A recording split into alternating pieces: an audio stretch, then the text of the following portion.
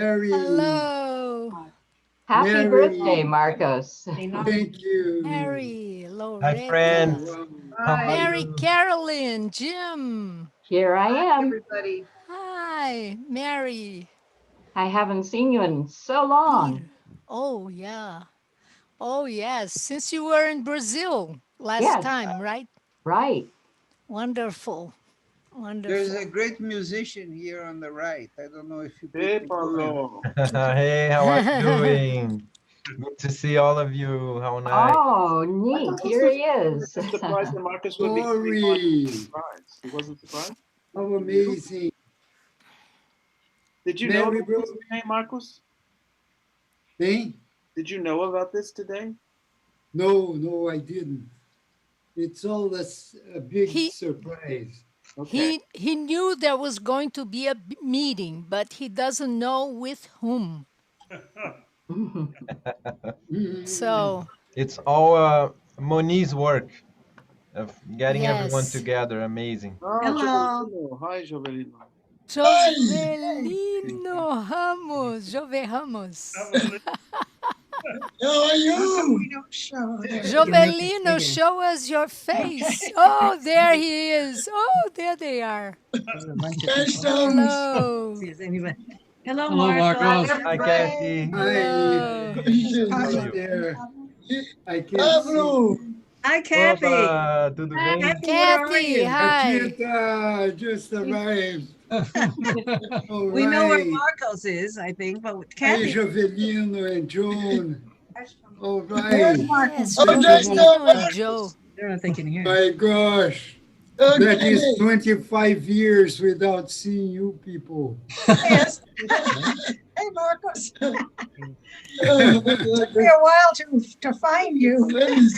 Yeah. Marcus, you saw them when you were at Brown in Otherwise, he looks 97. Yes, we saw each other at Brown. But Marcos. Jovelinos was there at Brown, right? Wasn't Jovelinos there?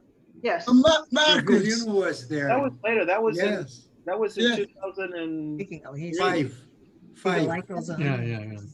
Marcos, você vivia em Washington, D.C., mas você não pôde assistir a primeira posse do Nixon. Você se lembra? Jovelino, we're speaking in English for some people who don't know. Oh, you lived in Washington, D.C., but you could not go to see the Lucia. inauguration of Nixon, the first inauguration. I know. Yes, that's right. I got a picture. You remember why? Martin, what I do, of course, I was writing my thesis for the Masters in Economics at American U. Even though I was University. no, what was the reason? You were at that moment.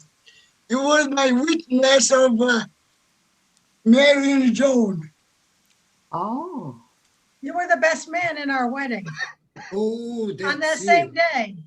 I remember that same day. Wow. Yeah, that's right. Going back in time. That was an honor. Fantastic. Marcos, you see Yes. Rachel is here? Happy birthday, Marcos. Rachel, how nice seeing you. So good to see you. So far away, but so close. All right. Ivan is also there. Hi, Ivan. Did you see Liana, Lucia? Happy birthday. Liana Lucia and Duncan? Palmer, Oi, take it Marcos. easy, one by one. And Hi, see us? Leona and Parmenter up in the Liana corner. and Parmenter, Hi. wonderful seeing you. Sorry about that. Now I go to Kim. Hi, Kim. Who's there? Lucia. My Duncan. God, with the little girl. Like he Little boy. Boy, what's his name? What's his name? Camilo. Camilo. Wonderful. Marvelous. Meu pai também vem. Okay. Glory, Good. nice seeing Somebody you. else. So we just gotta look at all Wonderful. these faces. Hi, Marco. Surprise. And Mary Eldridge. Rollins. Yes. Mary Rowland, how is your son, Mary, and your daughter? They're hanging in there. How are you? Yeah, we want to hear about you, Marcos. Yes, I am Hey, having Joe. a festival. It's not only a party, it's a festival. With Exactly. 10 different meetings like this one or after another, and they will only end tomorrow. Tomorrow. Yeah. All these days, meetings with groups. Yay Most for Zoom. amazing. Yeah. Helps set us up- survive. Yeah, set by Monica, my sister. Hmm. Joe Eldridge. Wow. Hi, Joe. How are you, man? Hi. Yes, I have a great, good afternoon, everybody. Nice to see everybody. I haven't seen many of you in decades. That's right. We had a common friend calling me yesterday or 2 days ago, and that is Fred Morris. Yes, Kathy knows him. Fred Moore. Yeah, we had a 1 hour conversation only he and I. He has many stories Yeah. to tell. And we disagree about Nicaragua. He thinks Yeah, Ortega is we all do right, disagree. and I don't. What? We do disagree about Nicaragua with Fred, but Fred Yeah. took me in and helped to raise my consciousness back in 1970. He was a seasoned veteran Methodist missionary who had served in Brazil, and he set me down in Chile, in Santiago, Chile, in like September of 1970, and helped to instruct me in the ways of progressive socialist politics. Anyway, nice to see everybody.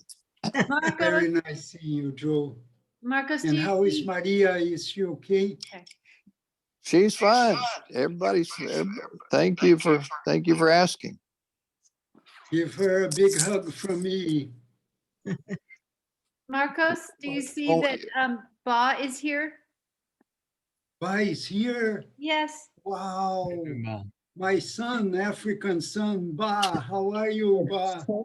I'm good, Dad. Happy birthday. I never knew we had the same birthday. Oh, This is great that you're there. it's What your an birthday amazing- too, Ba. So happy birthday to you. Yeah, happy birthday. Happy birthday, Ba. Should we all sing happy birthday? Sure. Okay. Okay, here we go. We're waiting Happy for more people, but okay. Oh, you want to wait? We can do it twice. It's okay. We Okay. can do Yeah. it twice. In what language? In English. Feliz Okay. Navidad. All This right. is the English meeting. Oh, okay. English All right, here we speaking go. meeting. Happy birthday to you. Happy birthday Birthday to to you. you. Happy Happy birthday, birthday, dear Marcos and Marcos Ba. and Ba. Happy Happy birthday to to you. you. Anymore. All right. Thank you. Blow at the screen. Blow at the screen. Yes, because There are new people the here. cake here. Kim and Kim. When, Kim, Kim, how are you, brother? I'm great. Such a long time, man. Abrazos. Abraço. good to see you. Qué alegría Bob. verte. Hi, Loretta. Oh. Are these people all from Seattle? No. Kim I'm Kim back. hosted back. me in the old times when I had to renew my passport. Brady Tyson organized so that I came to Austin, where Kim and Sue lived. They hosted me for a whole month while my passport was sent by mail to Houston and then returned to me weeks later. So that's when our friendship started. Yes, the good old days are good. We're good for some things. For making Yes, close yes. friends. True Yes. enough, man. There are two Incredible. Pablo Arrudas. One is a man and another one, I think, is a woman. Why can't How I is see that? Kathy? Kathy, where are you? I'm here. Oh, hi. Oh, I see. I have to press the elongation button. Go into gallery. Yeah, there is Okay. in your top right, there is different kinds of views you can choose. Then you Okay. choose gallery Okay, view. but hang on, because I usually use That's Monica. gallery. Here we go. Oh my goodness, we are so full of people. More coming. Wow. Yes. Oh, there's Monica. This is an it. amazing gathering. Hi, Monica. There's so many people, but I only see one of two pages. I have another page. Monica, your name is Pablo Arruda in the Ah, screen. but I enter with his name. I couldn't enter with mine. I don't know why. I am at Marco's house, so So my computer broke, so I came here. Pablo. you people can see the participants if you Hi, bring the Lucia. cursor down to the bottom of the screen. There is the name participants and the number of people, and you'll 22. find the names Yes. also if See, you it says ask the 22. chat. The chat. Oh. Give you Is there a names way of that I people. could see the two 22. pages together, or do I have to go back and forth from page 1 to page 2? No, In the cell phone, yes. No, in this case, I- in the cell phone, you Okay, can't. no, I'm in on my laptop. It's okay, I'll just go back and forth. Ô, Jovelino. Oi, Tudo bem? tudo bem? Oi, João. Tudo bem? Tudo bom? Jovelino was reminding us that I was his best man when he married Joan. And that was in 71 or 72? 73. 3 already. É, 20 de janeiro, 1973. No, I was forbidden to go to Rio. It was in Washington, right? Yeah, The wedding was in Massachusetts. Massachusetts. Our wedding. Massachusetts, My right. parents, at my parents' place. Yes. Yes, yeah, that's right. And then we went So- back to New York for a big party at our apartment. You were Yes. forbidden to go to Rio? No, it wasn't Rio. Marcos, Mhm. I didn't hear the question. Marcos, were you forbidden to go to Rio? Oh, no, I would risk being arrested and tortured again, or at least arrested to wait for trial. Okay. You know, that's why I was out of Brazil. Where were you? I was in the States 4 years and then went to Geneva another 7.5 years. Wow. That was the whole time I was away under the dictatorship. Monique. So sorry. Marcos, I have a question. Jim, Can I make a I'd like to know how things are for you right now. Are you Can I make a- hiding in the woods or Can I are make you a- out in Jim, the? your audio is very low. Yeah. Try Yeah. to speak I'll make a to suggestion. the mic. Because many I people will don't- answer you, Liana, but first let's listen to Jim. because many people don't know each other. Can I make a suggestion that maybe we start with you telling how you're doing now, and then different people can just briefly say how they know Marcos or the context or something about that. That would be Good fun. idea. That's Great. Why don't you fine. start, Marcos? And also what Please. do Marcus is people going to do? start by saying. You how he get is in it and the everybody's coordination, something Jimmy. about how they know Marcus. And then, if Marcus gets to choose the next person, and that person chooses the next person. How about that? That's a good idea. So I'll be answering Liana anyway. I'm doing fine. Yesterday, I got the CoronaVac, one of our vaccines here in Brazil. We have 2 institutions who got the technology from, one was from Oxford, I think, England, and the other one is the Chinese vaccine. And I chose the CoronaVac instead of the AstraZeneca. And so I am feeling more protected, you know, even though the efficiency or effectiveness will take a few days, but it's already a feeling of more safety than otherwise. I have been doing a lot of work because just think of all the work we already do when we have to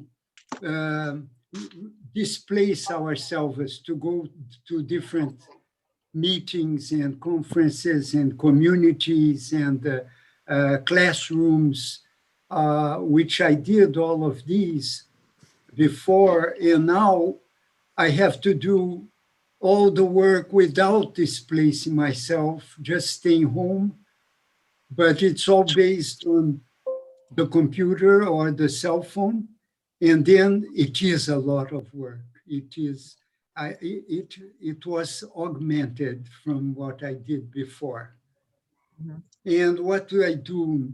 First, I am part of an eco village. Howard Wachtel, how amazing. Hello. Happy birthday. Thank you, man. How are you? Good. Okay. So I was saying that I'm doing more work than usual. I am part of an eco village, which is a farm where we are building, first of all, an intentional community, as we call. It is a community that is not there by chance. All of us chose to be there, and we share the same idea of living in a space where we can practice solidarity in every way, you know. And we are about 60 different associates, of which 15 already live in the eco village. I'm not there yet. I don't have a house there, but we created a solidarity fund, which is helping fund some other people's houses who don't have enough money and would have to go to the banking system. Instead, they take money from the Solidarity Fund. And we have a community vegetable garden, which provides much of what is consumed there. We have some houses with solar energy and collecting water from the rain and taking care of the 24 sources that we have, fountains, sources, how do you call? Marga, you just arrived. Welcome. No, she wasn't there. Wonderful. We miss you here in Rio, Marga. So, Yamita, welcome. Marcos, So- you get to choose the next person to talk. He's not Okay. finished. He's Oh, I'm not sorry. Yeah, I'll just add a couple of titles, otherwise there will be no time. Oh, yeah, we want to hear from you. Yeah. So this is the most rooted of my works right now. And the other work is 3 different networks. One is called the Forum on Climate Change and Social Environmental Justice. And we have bases in all the states of Brazil, and we do grassroots work relating community life with energy, alternative energy, and ecological technology and all that. And that is going very well.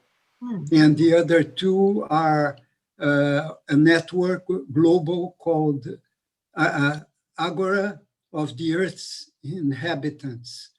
And the Agora is that Greek word to say a collective that shares decision-making and is not vertical, and where the role of the feminine is very cherished and promoted, And we have work on the main global issues of nowadays. First, the pandemic, fighting patents and demanding that companies become forbidden to charge for their vaccines and other medications.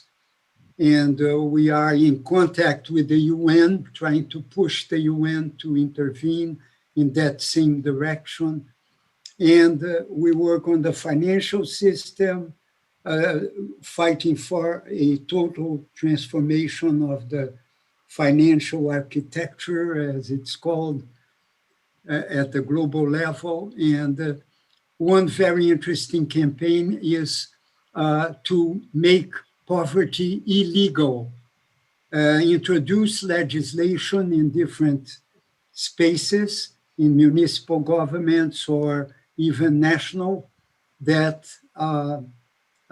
declare poverty illegal and is obliged then to expose the causes of impoverishment, which is a tremendous advance, because it opens people's minds about the problem is not poverty in isolation in the abstract, but poverty as caused by certain things like the deaths of our countries and the extreme inequalities in income and life conditions and all that.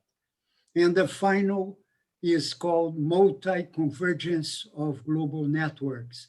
Right now we are working, we have a letter to be sent to the Secretary General of the UN suggesting or demanding that he establishes a process that will take about 24 years so that when the UN is going to turn and to celebrate its centennial, which is in 2045, the UN calls for the first planetary citizens assembly. And that is a way to bring the citizens of the world to a more active space in decision-making related to global governance, democratic global governance, which now is totally lost in the hands of the big corporations and banks. That's it. So I invite, Really. I invite Loretta to follow me. Marcos, happy birthday. Where's Loretta? Where? Here I am. Oh, there you are. Harry and I were trying to figure out how long it's been. It's almost been 50 years that we've known each other, worked together Yes, in that's Washington. true. Yeah, that's pretty cool. Set up COFLA and the Committee Against Repression in Brazil, and did a lot of work just trying to get the American public educated. And I think that's what Harry and I are still doing in various different ways. So I'm so glad to be here, glad to see everybody. Margie Melville, who just came in down in the Marge, where's Marge? Marcos, right on. Marge, my God, my first Spanish teacher, Marge Melville. That's right, that's right. In Washington, D.C., when you first came back from your horrible ordeal. That's true. Wonderful to see you, Marge. Margarita. Nice to see you, Marcos. Wonderful to see you. Yes. So go on, Loretta. Oh, well, I'll just pass it on to Margie. Tell us a little bit about how you met Marcos. We're kind of going around a circle. Okay. I had come back from Guatemala and my adventures at Catonsville, Maryland, and I started to work at the office. What was it? What was the name of the office, Loretta?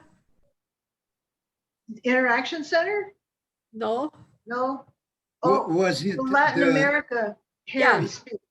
Yeah, with Mike Colonisi. Mike Colonese, yeah. The Latin America Bureau of Yeah. the U.S. Latin America Catholic Bureau. Conference of Bishops.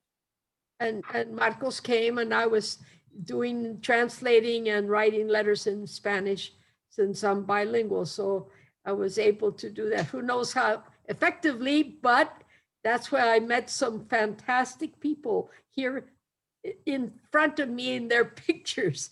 Yeah, wonderful. Yes. I think it was your mother who had negotiated through the United Nations, wasn't it? Who got you out of Brazil at that time? Yeah, she did. No, it was, she got me out of Brazil by persuading me to get my passport when Yeah. I left prison. And 3 months after, I was looking for a job and seeing how I could live in Brazil, still, closely watched by the military. Yeah. And then the lawyer came and told me that I might be arrested again to wait for the trial of the military tribunal. Right. And that is when we, together with the family, decided that I should leave, and I went with my mother to Washington. Right. So that is the story in few words. But so Marge, you please tell us a couple of things about yourself and refer to Tom as well and to your family, and then call somebody else in this room to go on presenting, introducing Very him or good. herself. When Tom finally got out of the federal prison after our action in Catonsville, and I stopped my work there, and when we both went to the American University and completed our doctorates in anthropology. We went to Chile to do our dissertation and then came back, and I worked 10 years at the University of Houston and then 10 years at University of California in Berkeley. God, so long ago. Down here, we retired in 95 from university work, and we moved with our daughter and two twin grandchildren who were just 9 months old. And we moved to San Quintin, Baja California, Mexico. And this is where we've been ever since. And the girls are now 26 years old. That's how I know how long I've been here. And one of her grandson, you can see the little boy in the corner behind me, over my shoulder. He's sitting on the couch. He's Yes. grandson. That's wonderful. He lives here in San Quintin. Mhm. So I'm happy to be here, but I'm not really that involved in anything these days except to help these kids grow up and get launched. Very good. And but Tom, well, he's still present in spirit here with me, but he died in 2017. And we have put his ashes on the side of a huge volcano that overlooks our little town. Wow. So every morning I look at the volcano, I say, my man. Wonderful. Ahí vamos. Where is the volcano? Where is the volcano? It's here in this little town, but not, we lived by the side of the mountain when. What country? Where? Baja California. But it's not near here. Let me see. What country? I mean, Mexico. Baja California. oh, you're in Baja. Oh, okay. Can you see this picture? Yeah. Not right now. Right there. There's. Oh, yeah. Oh, yeah. Yes. And those are our two grandchildren. We had a house right there in front of where they were. Uh-huh. And that's where his ashes are buried. Oh, so you're in Baja California, correct? Yes, that's right. Welcome anytime you want to come and visit. In what town? I think I heard you say The name of the town. San Quintin. San Quentin. Oh, Not the yes, prison in okay. San Francisco. Yes, no, I see where it is. Yeah, St. Quentin was also the prison where I was invited to speak to the prisoners. Oh my gosh. When I was making a tour with Amnesty International California. So I went to St. Quentin. Yeah. Really? Kathy, I would like to call your attention to so many people here who could provide Latin American art to you for your classes. He's doing a tremendous work of educating young people about Latin American politics using art as the means. It's a really incredible course. She will talk about it later. We can't hear you, Kathy. I know. Once a year, if I'm lucky, I get to do that. And then when I'm really lucky, I get to do it in Brazil with people like Ba, who's here, a student who went to Rio with us. And Ba, I don't know if you noticed it, someone you know that you met in Rio, James Green. Yeah. In our class. So many happy reunions here. It's kind of overwhelming. It is. Hi, Bob. And then Irene, Irene just arrived, Marcos. I'm trying to get Hello, Marcos. Yes. Happy Irene birthday. Mazad just came in. Kathy, can I jump in Well, and be next? Yes, yes. Okay, can I be next? So my name is James Green. I'm a professor of Brazilian history at Brown University, and I met Marcos in January of '73. I was 22, and his life changed my life, and I became involved in Brazilian activities. I lived in Brazil for 6 years, and then eventually I worked in a SEIU 660 where Jeb, who's here, was involved in that union for a period of time, and that was fun. And many years later, I decided to write a book called "We Cannot Remain Silent," which is about the opposition to the dictatorship in the United States. And when I was writing the book, my original idea was to have Marcos as the through story of the whole book, telling his story and telling the story of people like Harry and Loretta and Joe Eldridge and other people who were involved in doing all these different activities to denounce the Brazilian dictatorship. But then Lena, his mother, decided to write a memoir of Mark's arrest and his imprisonment and his release, called Never Esquecer Nunca Mais, Never Forget, which my first reaction was she stole my idea. But then I immediately embraced her idea. Even at the time, her family, I think, thought, yeah, Mom, you're going to write a book. They weren't really taking it seriously. But she did write the book and got it published in 2000. And then many years later, we managed to do a version of the book, which I'm showing here. It's called A Mother's Cry, a memoir of politics, prison, and torture under the Brazilian military dictatorship. And it took Lena's story, we edited it a little bit to make it tighter for the American audience, and then added a very, very powerful epilogue, or after, with Marcos talking about his own personal experiences from the torture center, from telling his life story. It's a very beautiful book. And the reason I wanted to, so there are two reasons I wanted to speak next. First of all, I did this book in a way to honor Lena, who I love very much. She was kind of my adopted mother in Brazil, and we miss her. And the family became my family. Martinha is my best friend. Her children are my godchildren. Moni is my sister. But also, I did the book to Pablo also. What? Pablo also, yes. Pablo is my godson as well. So I did it to honor him, but also to tell people about the situation in the United States. And then one day I got an email from a person who said, I read Marcos's mother's book, the book, it really moved me a lot. Could you put me in contact with Marcos? And I did. And that person went to Rio and met Marcos and fell in love with Marcos, and they're living happily ever after. And that's Kathy. And so when I wrote the book originally, I thought it was to to honor Marcos, to honor Lena, to tell that story. And I didn't realize the real reason I wrote the book was so that Kathy would meet Marcos and they would be happy. So Marcos, for your birthday, I recently was contacted by Duke University Press, who published the book, who asked if they were trying to give royalties to Lena because they had not sent royalties in a while. They had lost the address or something.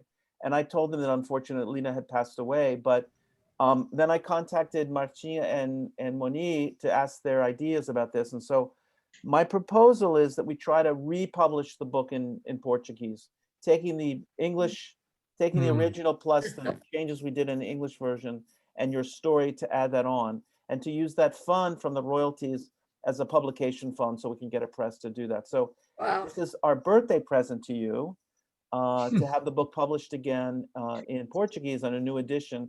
Probably going to take a little bit of time for that to happen, but we're going to start working on that. So happy birthday, Marcos. Wow. Thank you, Jim. And fantastic I wanted gift. I was planning that with Pablo before, and now we have to talk, the three of us. And wonderful. It's a wonderful idea. Let's do that. That's really wonderful. And so, and I wanted to then call on my sister, and maybe my sister will call on Marga because there's a connection there afterward. So my sister wanted to speak next, I think. Mary Carolyn. Mary Carolyn. That's me. And Mary Caroline. Yes, I haven't seen you all in such a long time. I'm a retired school. I'm a You have to move to the. Huh? A good Iranian friend coming in, Roxana. Oh, Marcos, I just want to say happy birthday, and then I have to leave because my connection is not good. Love you so much. You look great. What is your secret? Email us. I have all these wonderful friends everywhere. Hey, we want to see you, Roxy. Yes. Where are you? Hey. I see your handsome son. The handsome son. We are here. Yeah. I want to see you, Roxy. Yes, Virginia and Monica are here. Yes, I do remember you, all the good times we had. I don't want to take over this wonderful meeting, but my connection is really bad. I'm afraid I would lose you, so I wanted to say happy birthday to Marcos. And Marcos, I really want to list up all the good things that you can do to reach such an age so gracefully and so handsomely, youthfully. Come on, I need that. Yeah, please do that. Okay, love you. Thank you, Rossi. Yes. Take care. See you in Washington, D.C. See you in Washington, D.C. after the COVID is over. Yeah. Okay. Love you. Love you. Bye-bye. Bye. She didn't show herself. Sorry for the interruption. Let's Rossi go back to Mary. Oh, Bezad. Hello, I made Oh, it. Bezad. Hi. Hello. This is my Iranian brother. Hello, Bezad June. Hi. Hello, Hi, Jess. Bezad. Hello. Your turn will come to present some of yourself, okay? Right now we're listening to Mary Carolyn, Jim Green's sister, who together with him made the English edition of my mother's book. Okay, so let's listen to her, Mary Carolyn. I'm a retired educator. I worked in school administration, and one of the things that I did as a school administrator was head up the pre-kindergarten program for Norfolk Public Schools. And I'm finding in retirement that I have a niece who has a new baby and another one coming along. So I'm sending her information out about how to be a good parent. That was one of the things we did in that program. But Marcos, I am just astounded at what you're doing at age 80. I hope I am doing half as much when I reach age 80. And I wanted to tell you how much your voice in that book, A Mother's Cry, meant to me. Jim and I pored over the words you wrote over and over again until we practically knew them by heart. And you just have a beautiful voice. And I thinking in particular of your description of the world just outside your jail cell window, and you describe it as if it were a fairyland. And yet you had just been through horrible torture, and it takes a spirit of tremendous proportions to do such a thing. And I want to thank you for your voice, which I can still read, and I have it in my lap. I read it over again. Thank you so much, Mary Carolyn. You're Wonderful. so welcome. Wonderful testimony. I am happy the book does good. I would like many her to read people. a piece from that, if you have it in your lap. I have it in my lap. A very special piece, please. Yeah. Let's Okay. do it. Let's do it. I have to put my glasses on in order to do that. That's okay.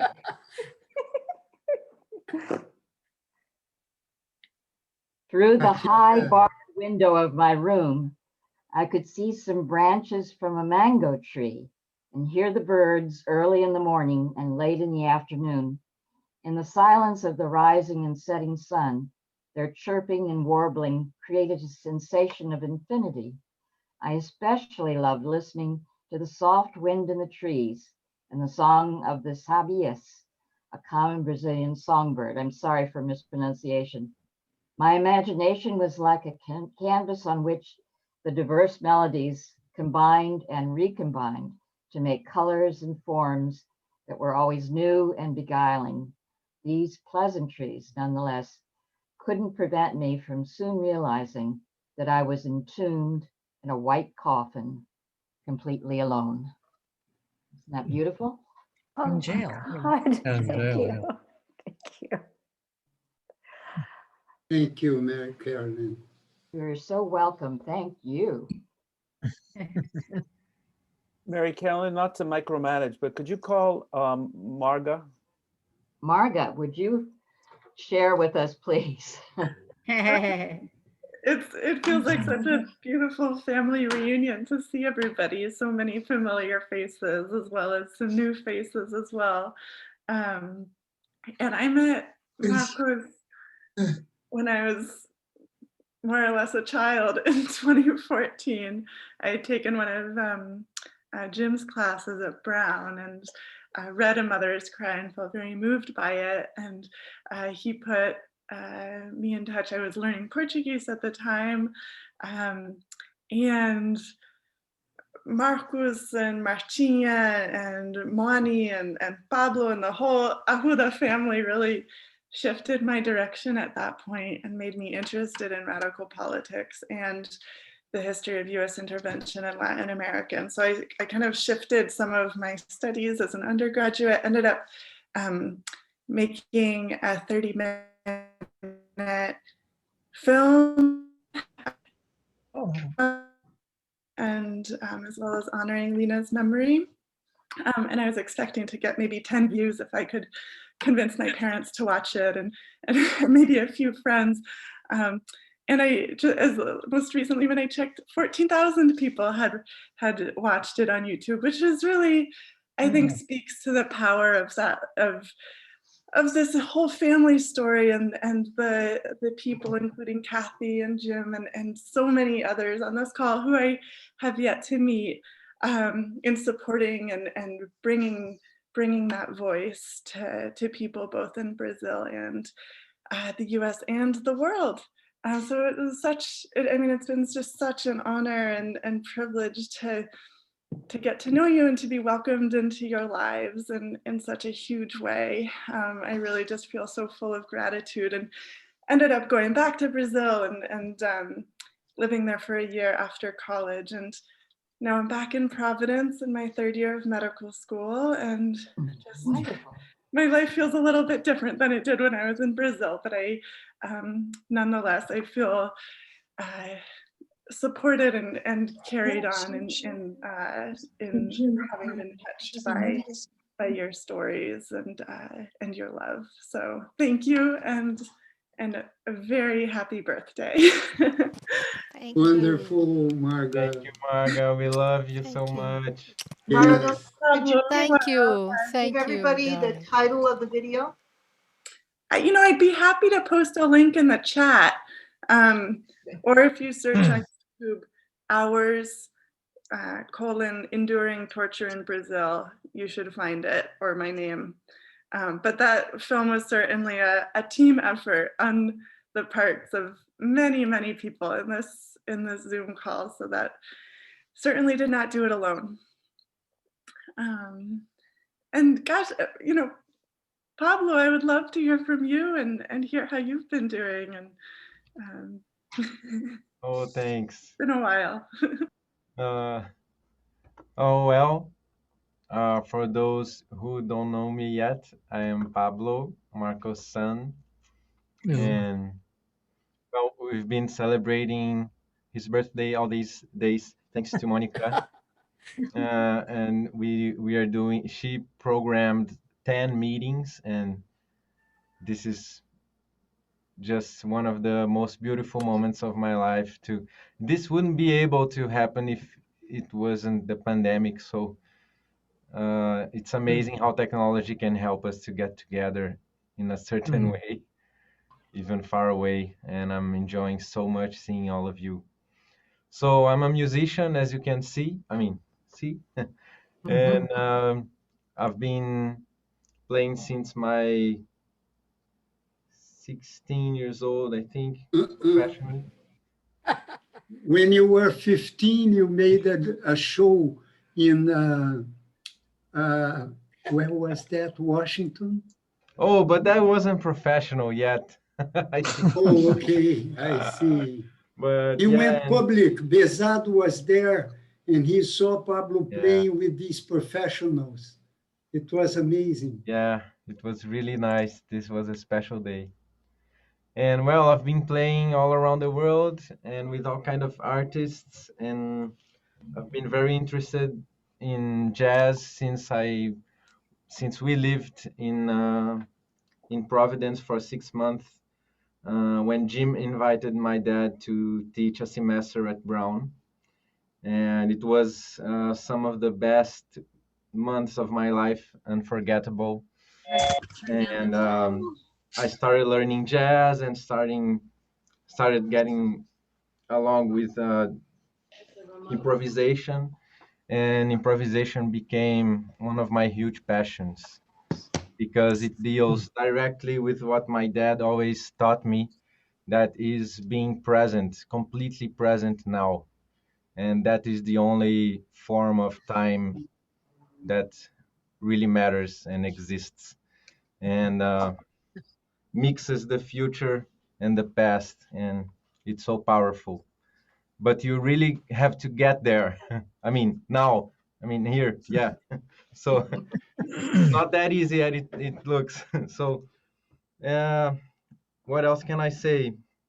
Well, I'm really happy because I just got a new job, and this is so weird for a musician. A real job, And so it's called Musiversal. It's a recording company, an international recording company based in Portugal. And I record there all day long, 10 tunes a day. And it's so much fun, lots of work, but so much fun, and get to meet new people every day, and people enjoy my music and I enjoy their tunes and make it happen. So I'm really happy professionally after a whole year not working at all and really looking for something else to do for my life, and almost not giving up, but at least having a real second job. And at the end, it worked out to keep playing. So it's a relief, and it's so good to live together with my dad here. We are at the same house, but we use masks always when you are together to be even safer. And well, I'd like to play a little bit for you, but I have to prepare another microphone. So if you guys wanna maybe I can choose someone to speak. Yeah. Why not Bezad, who was almost starting? No, I was just not even trying to take over. I was just making comments. So who's next? But you should make a music called 9 to 5 on strings. That's your new job. Great. Well, it could be you. Thank you. Yeah, go ahead. Okay. Okay.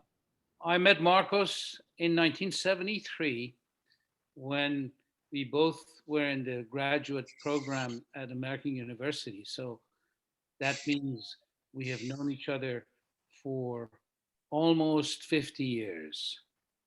So 73, yeah, 48 years. And it's gone by fast. But it still feels like it was that time with Marcos. Marcos is a timeless person. And knowing him and being his friend has meant so much to me.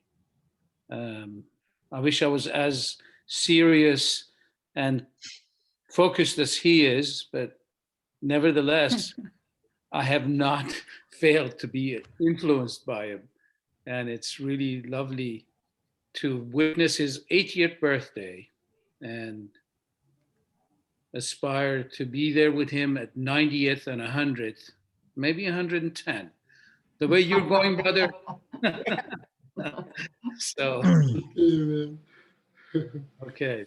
That's my piece. And Jim, nice to see you again. I still remember you in DC doing your knitting, and yes, and it's If I could add on to Big Dot's story, I'm Howard Wachtel. I was the chairman of the Department of Economics at the time when these two characters arrived, Bezat and Marcos. And they've done me and the institution proud. I can tell you a story, though, that maybe Marcos doesn't know about how he got admitted to the master's program at American University. I was department chair, and one day, two colleagues of mine, Latin Americanists, Brady Tyson and Philip Brenner, came into my office and said, we have a problem here. There's this young man who needs to get out of Brazil because he's had a horrible experience there. You know, he probably doesn't have all his regular papers for the application process that would be hard to get. But is there any way that we could get him admitted to the economics master's degree program at American University so that he could get a real visa and have some security in the United States? These were two comrades whom I trusted. So at that time, things were more informal. I went to the dean and said, I have a special request on a problem. And he said, let's try. And we did it. And Marcos became one of our students, along with Bezat. And it was a great decision. Years later, at a meeting in Amsterdam at the Transnational Institute, I sat down, and across from me was this fellow that I knew, Marcos. So for many years, we also were both fellows of the Transnational Institute in Amsterdam and remain connected through that network. So it's great to see Marcos and everyone else. Wish you a happy birthday on your 80th birthday. I've passed that milestone, and I can tell you it's not easy, but good luck. Thank you, Howard. And I just add one thing. I want to thank you, all of you who decided in my favor at the time. And my life could have been different if you hadn't done that. But I also would like to recall Liz and Pat French, who offered to fund my first semester at American University. They are very good friends. Some of you met them in the past, and they have all gone, the two of them have already passed away. I'm very grateful for them. They were, Liz French was an active militant of the best causes, always writing to senators and congress people and doing pressure and welcoming immigrants and refugees of all countries you can imagine. It was through her that I first heard about Myanmar, for example, which is now in a big crisis. Well, I began learning about Myanmar at the time with Liz. She had people coming from there, staying at their house until they could find a livelihood in the States. Okay, so Howard, who would you call next? Pablo looks ready to play. Pablo. Yeah. Pablo, are you ready to play? I'm getting there. Oh, that's, All I right. can't tell if that's a picture or Let what. me remind you, Professor Wachtel, that I was also a member of that class. So, Jerry, turn your camera on. my camera's on. I can see No, myself. Jerry. Jerry. Oh, Bob Hunting. yes. I was 22 years old in 1973. So, James, you were not alone with that age. And to see Harry and Loretta again after all these years, you don't look any different. It's shocking. But it's not as shocking as the fact that I'm sure that Marcos has a picture like Dorian Gray in his attic somewhere. But it's really great to see you guys again. And Behzad, thank you for roping me into this event. I appreciate it, as I always appreciate everything you've done. And it has been an amazing time for me in the last 50 years. Many reasons lead back to Marcos. I wound up on Capitol Hill. I was kind of a Marxist mole in their midst. They didn't know it until I really became a professional staff member, and it took off from there. I directed a congressional task force for years, and then I went on to direct the first national conference for healthcare workers on HIV in this country. And then I defended a Star Wars whistleblower and went to the Bible Belt for more than 10 years to build community. I know something about community building, so I salute you, Marcos, for your efforts. And if there's anything that I can contribute, don't hesitate to ask. And Wonderful. final footnote for Margarita. When I was in college, I was in a single play before they kicked me out of the drama department. And that was The Trial of the Catonsville Nine. Oh, don't tell me. And I was the judge, so I convicted you. Wow. And then mere months later, there you were with Tom, and I didn't know what to say. So let me apologize now. Oh, wow. That's amazing. Let me just add something there. That judge was wonderful.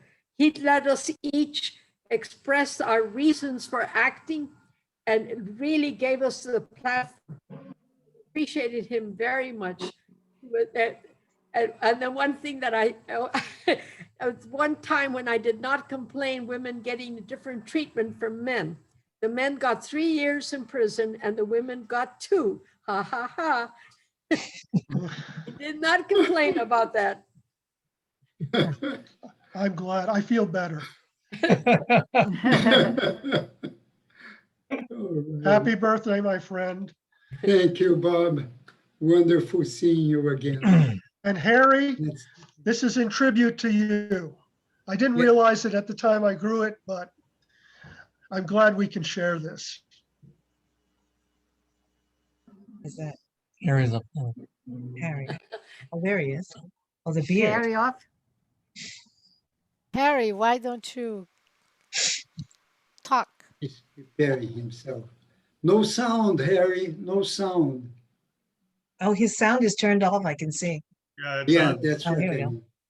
I met Marcos and Margarita on the same day, my first day of work in Washington, D.C. in May of 1971. And over the years, we've had many occasions to meet with Marcos here and there and elsewhere. When he was welcomed to Brown University by Jim as a guest lecturer, Loretta and I went to visit. And when we went to Providence, we asked Marcos, well, what would you like to do? And he said, well, I'd like to go to Walden Pond. So we went on a side trip to Concord to Walden Pond, and we got caught in a hellacious snowstorm. We had to duck into a woman's boutique to get out of the snow and get out of being soaked. But we had time to consider life a little while we were down at Walden Pond in the snow. And Loretta gave me the book Walden this afternoon to find an appropriate passage that reminds me of Marcos and the way he lives life. This is from Henry David Thoreau at Walden, and this is our gift to you, Marcos. It's from the chapter, Where I Lived and What I Lived For. I know of no more encouraging fact than the unquestionable ability of a man to elevate his life by a conscious endeavor. It is something to be able to paint a particular picture or carve a statue or paint a particular something else, make a few objects beautiful. But it is far more glorious to paint the very atmosphere and medium through which we look, which we morally can do. To affect the quality of the day, that is the highest of the arts. Every man is tasked to make his life, even in its details, worthy of the contemplation of his most elevated and critical hour.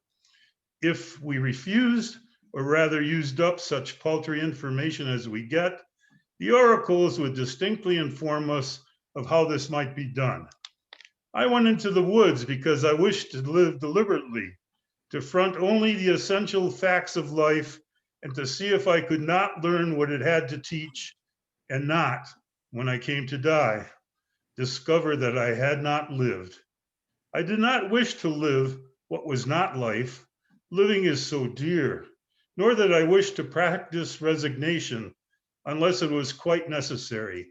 I wanted to live deep and suck out all the marrow of life, to live so sturdily and Spartan-like as to put to rout all that was not life, to cut a broad swath and to shave close, to drive life into a corner and reduce it to its lowest terms. And if it proved to be mean, why then get the whole and the genuine meanness of it all, and to publish the meanness to the world. Or if it were sublime, to know it by experience and to be able to give a true account for my next excursion. Marcos reminds me much of that passage of living life during times of mean times and sublime times. And I wish you a very happy birthday, and hope we can celebrate many more with you in the future. Wonderful, Harry. At some time later, after we get to know everybody, I've got some pictures from 1971 that I'd like to show people. There's only a few of them, so we can go through them pretty quickly, but let's see who should talk next, maybe. How about Cam? Cam, are you there? Yeah, come on, Cam. Okay, can you hear me? Yes. Oh, thank you. I live in New Mexico now after living 30 years in DC. before that, I was in grad school in Austin, Texas in the early 70s, which is the time that I met Marcos. I think I met him not quite as long ago as some of you all, but probably in about 74 or 75.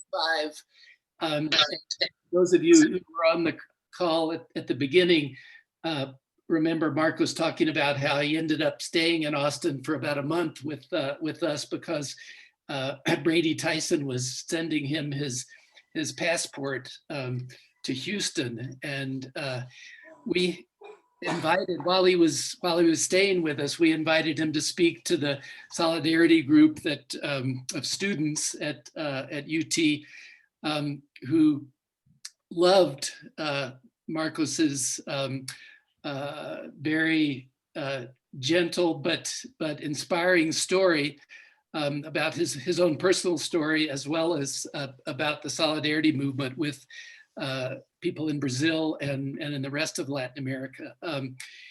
So that was the beginning of a almost 50-year friendship and collaboration with Marcos and with each of the organizations that he founded and worked with to build international friendship and solidarity among progressive movements, which was really the one of the main focuses of my life as a labor educator. I worked mainly with unions, with international unions, which gave me the opportunity to visit Brazil in the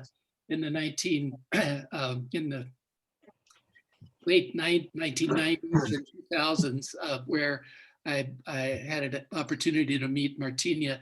We in DC, we also hosted Lena when she would come up and for work, and so we had a chance to get to know her and her story, and also the amazing book that she wrote.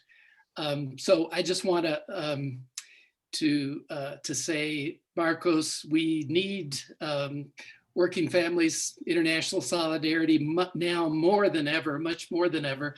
And I toast you on your birthday and hope that you keep on building solidarity in the years to come. And this is what I don't know if you can see I can't. my T-shirt.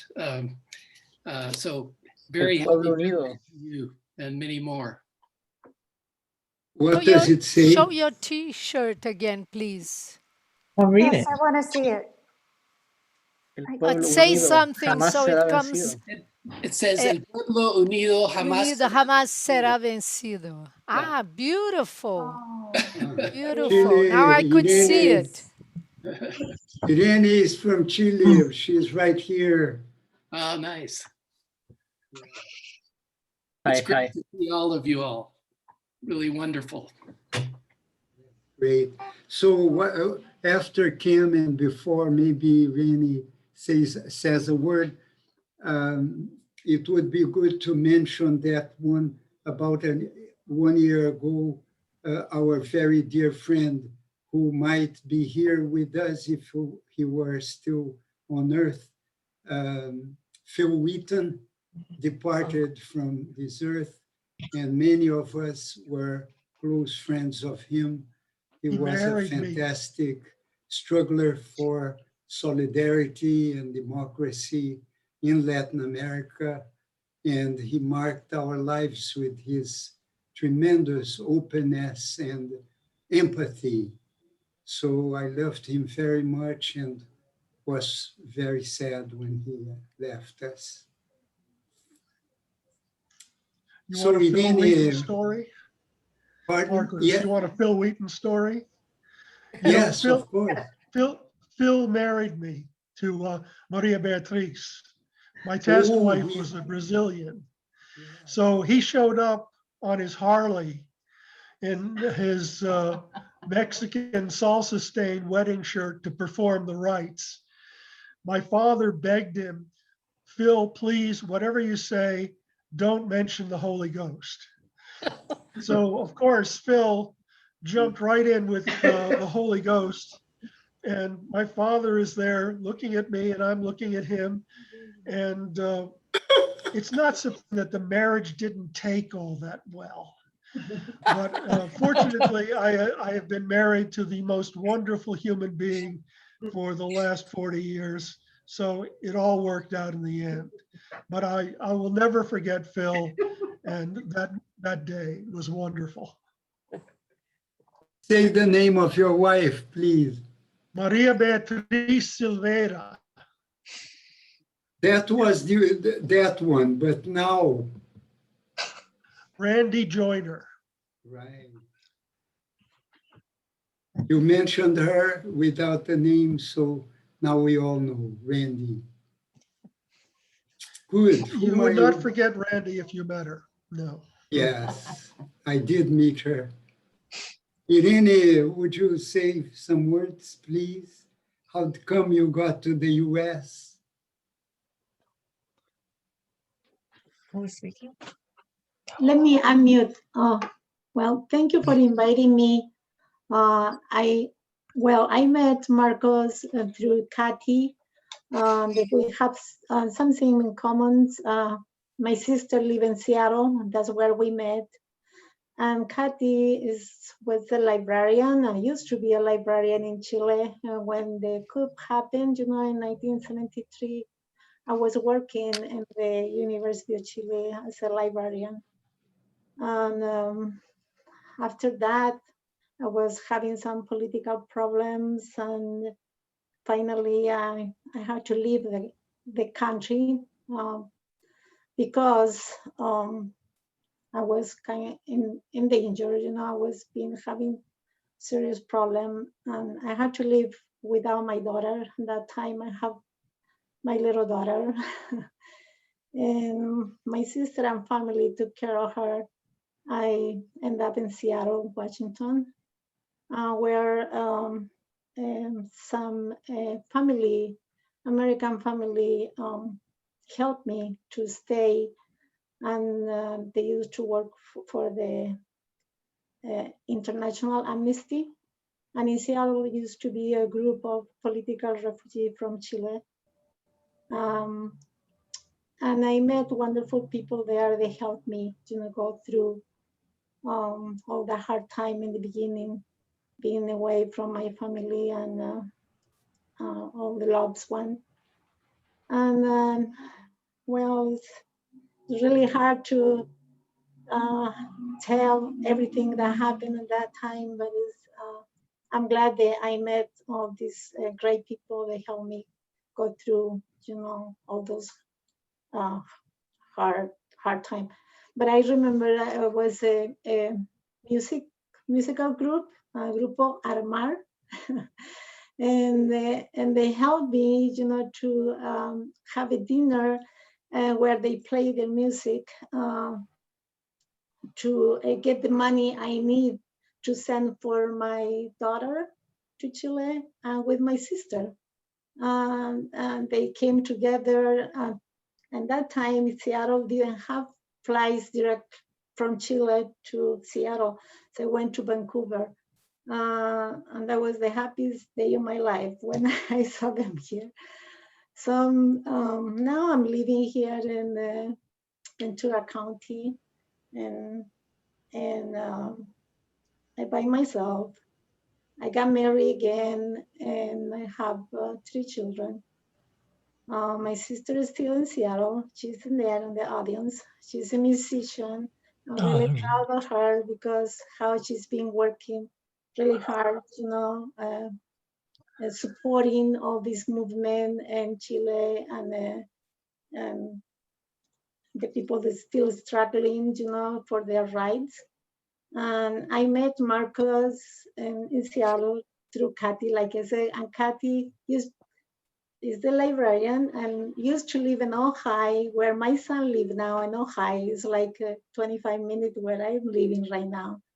So we are keep in touch. And I'm from Ojai also. Oh yeah, a beautiful little town. Well, that's where I met Marcos in Seattle, and I'm really admire him for all the things he went through. and also for all the work he have done. I'm honored to be here with all of you guys that have played an important time in history and through all this struggle with, human rights. So happy birthday, Marcos.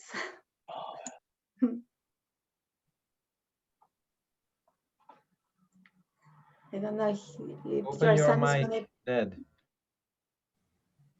Would you invite someone else to speak? Well, I could Thank play you. if you. What do you Yeah, think? that's what I was Yeah. thinking. We're gonna Yes. play now? Good. But she can still announce who would come next. Sure. Okay, maybe my sister, Patricia, after he played. Okay, yeah, sure.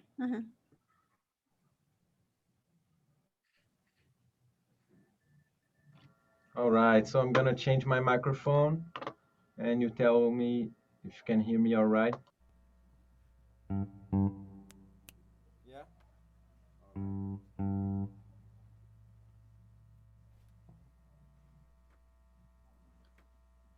We all should turn off our microphones. Yeah. If you turn off your mics, the sound will be better.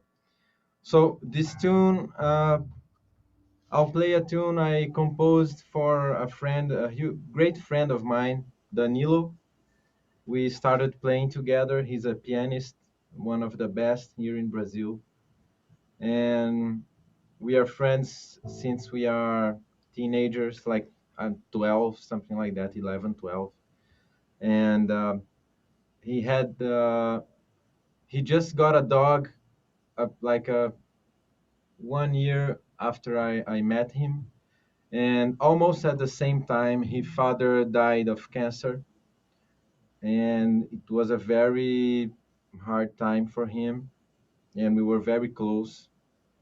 So years later, uh, his dog Linda died, and he felt like she was the last living thing that could remember his dad. Like, this is from when my dad was alive, and it was so hard to him. He called me in the middle of the night crying, and, oh man, can you go to Petrópolis, which is in the mountains here, to bury my dog and to bury Linda, and at his parent, not his parents, the parents of his wife. How do you say that? I forgot. In-laws. Parent-in-law. Suegras. Yeah. And well, there I went like at 1 a.m. We took the road and did the whole thing and the whole ritual. And around 5 in the morning, 5 a.m., the sun was rising and the clouds were all golden, so beautiful. And I figured it was Linda going to the heavens, because she was a golden retriever, and the skies were just like her fur.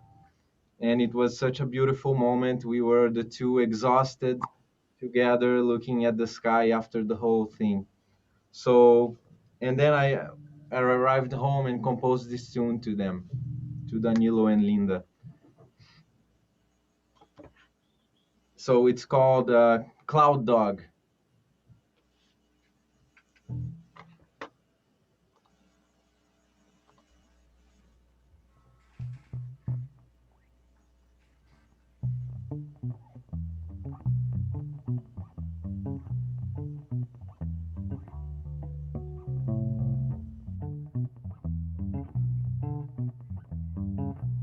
It's too low, Pablo. Is it too low? Okay. Is it better? Yes, better. Yeah. A little better.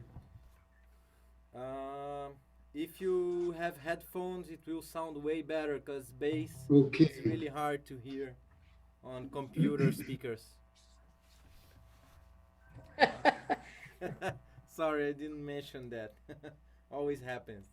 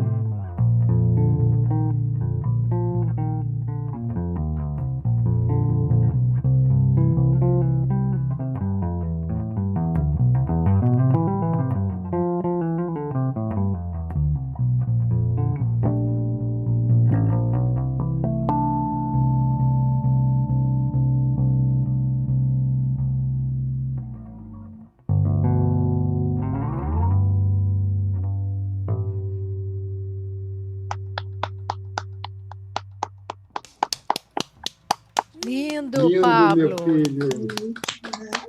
Beautiful. Thank you. I need to, excuse me, I need to say a few words because a hard rain is about to fall here. I mean, they know that I'm speaking about Bob Dylan. I'm speaking to Daisy, my wife of 34 years. I'm in Nova Friburgo in the mountains near the place where Pablo went for the dog and his friend. And I lived in the States from 1962 to 72. And I met Marcos first through the Washington Post when I read the long and moving interview he gave about his very horrific experiences in in Brazil. And I called the Washington Post and got in touch with Marcos and he got in touch with me. And that's how we became friends in 1971. Then after that, in the same year, I don't remember exactly what month, the general who, sorry, you want me to speak louder? Yeah, it would be good. Okay, sorry.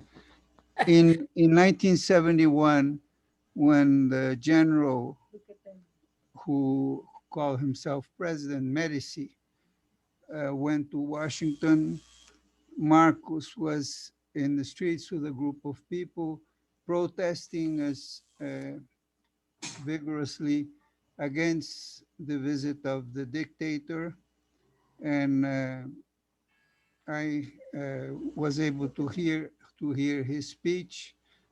And after that, Marcos and I developed a friendship for which I'm very grateful, because after 10 years in the United States, I was born in Rio de Janeiro. I was maybe 70% gringo. And Marcos fed the roots, my Brazilian roots, back with his example, his empathy, his heroism, and all the good things that you know about. At that time, I was very involved in the civil rights and anti-Vietnam War movement in the South of the United States. And because of that, and because of other problems, my lawyer said that it would be better that I take a trip to anywhere in the world except Brazil. And so I went to Sweden, and I used to work with the Progressive Church in the US. And then I went to Sweden. As a matter of fact, Marcos helped me going to Canada, where I stayed one night at a friend of his who was Brazilian, and then I took a plane to Sweden. And I stayed there for 5 years. Then I went to England. Marcos was always, he was a globe trotter. He was always traveling around. I think he gave a lot of money to the airlines, but it was a pleasure, because he visited me once, and he visited me in Sweden. He visited me in England, and in Sweden, I remember that he told me, Peter, your office is a mess. You have to organize this thing here. Otherwise, you're not going to be able to work. Marcos, I have a bad news for you. My office is still a mess. And even Daisy, after 34 years, Daisy sitting by me, my companion, she hasn't been able to fix it. Because when she fixes things, I don't find anything anymore. So maybe that's the theory of chaos. I don't know. And so Marcos also told me another thing, that see, he doesn't only speak about macro politics and changing the world. He also influences people personally. He didn't say it exactly in these words, but it was something like this: God gave us 2 ears and 1 mouth. There must be a reason for that. So I won't extend myself, because I still have 2 ears and just 1 mouth. And I appreciate those things. He always said those things in a very nice way. And so now I'm back in Brazil. I have been working for 30 years as an international journalist in the business field. And at this time, I'm working for my son, who is in Chile and who has started a very successful startup in technology, in digital technology. And I write for him, And I teach English, and I teach Spanish, and I teach Portuguese, all three languages which I can speak more or less. And I'm writing articles. And so, Marcos, happy birthday. You have been a blessing in my life. I won't tell all the secrets because, you know, maybe this thing is being recorded by people that we don't like. Um, and I wish you a very happy birthday. And as a matter of fact, you should have 2 birthdays per year because você nasceu de novo. You, as they say in Portuguese, he was born again. His mother, Lina Satamini, not alone, obviously, but she vigorously worked to first to find him in jail, find him where he was, and then to free him. So she gave birth to him biologically 80 years ago. And she gave him life. And then much later, she was greatly responsible for giving him life again. So you should have 2 birthdays per year. Happy birthday, my friend. Thank you, Peter. Wonderful memories. All right. Whom are you calling next, Peter? Patrícia. Ah, já estava combinado. Patrícia. Patricia, yes. Yeah. Happy birthday, Marcos. Feliz cumpleaños. Un gran placer. Un placer. What I would like to say, well, I guess everybody is saying, sharing how I met you through Kathy, and I met Kathy through music. And she told me all about your life, your mom, and we got in touch right away. And then you came here, of course, we met. So music, I came here from to bring my sister, her daughter, and I ended up staying. I didn't have to stay. I wasn't having problems in Chile. But, you know, sister solidarity, I ended up staying. The same group that play to bring me and my niece, I ended up playing music with them. And then after that, I got married, had kids, never play music again, except for children's songs. I created a group between parents and kids, and that was it. But no more political music until maybe almost 20 years after. Then after that, I started again as an artist, and here I am doing a lot of work for human rights and different groups in theater and as a musician. And now lately, I just started doing sound as a sound designer, and it was for a very nice play that it talks also about immigrants. So I'm happy to meet a lot of other activists. Sounds like it. I'm not surprised through Marcos. I always We are more devotees than activists.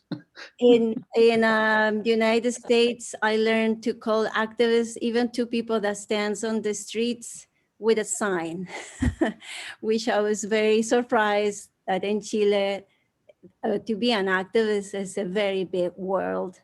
And in the United States, many people call themselves activists.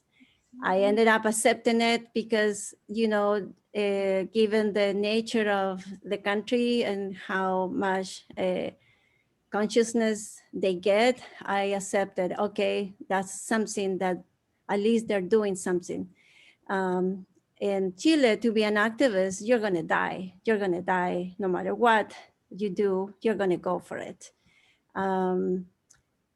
So I admire Marcos because you went through a lot and still you got up and you're very firm with your beliefs and you got stronger and stronger. I love your way of presenting human rights in a peaceful way. I don't think that's common. I think it's a strategy that even through food is very is uncommon, and I think you go into the hearts of people, but also their mind. It's a combination of emotional and brain that you end up making people realize all their mistakes, all their unconsciousness, how much they can give, how little it can mean so much. Yeah. And I thank you for all your inspiration and all your work and all the things that you're still I haven't talked, but I wrote something in the chat. If you'll excuse me. Marcos. That's it. I don't know. Nossa Senhora. É Maria Otero. Ah, María, eras tú que hablabas. Pero deja que termine Patricia y te pasamos. Maria, are you Pancho's sister? I am. Oh, I am. oh, I loved your brother. Exactly. Very much. Yes. We were together so often with Pancho. Yeah. And Pancho was one of my best friends. Here is his sister, married to Joe Eldridge, and a dear, dear companion and struggler for rights of people. I'm very happy to see you here, Maria. Oh, I'm happy to see you. Marcos. Oh. I didn't mean to interrupt anyone. Okay. Nossa Senhora. It's okay. Don't worry. I think I'm done. Thank you for the invitation, and I'm also going to say goodbye. I was just in a family Zoom meeting for 5 hours, so I think I need some air. I'm glad I was able to still say happy birthday to you, Marcos. Wonderful, Patricia. And All devotees next, of Marcos. Really. That's our common ground. We're all devotees of some sort. Yeah. But Patricia, next birthday we celebrate is going to sing for us. We shouldn't miss that experience. I could sing if you allow me now. Now, so I can do you go. still have energy? Yes, please. do. Sing. Okay, I'll bring my guitar. You guys can talk in the meantime. I have to tune it. Why don't you suggest who next? Maybe Maria can say a word. Yes, okay. Okay, great. I'll be right back. Marcos, I'll just say a few words. It's so wonderful to see you after so many years. We have known each other for 40 years, more than 50, yeah. And I am Pancho Otero's sister. There's 18 months between Pancho and myself. So we really grew up together. We worked together. And one fine day, Pancho I met Marcos through Pancho, his sweet, wonderful Brazilian friend. We remain, and you were just such a gentle, so different than Pancho.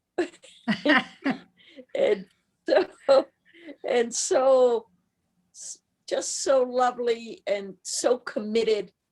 I remember you, Marcos, from part of the light during when all of our hair was black and when we were fighting so hard.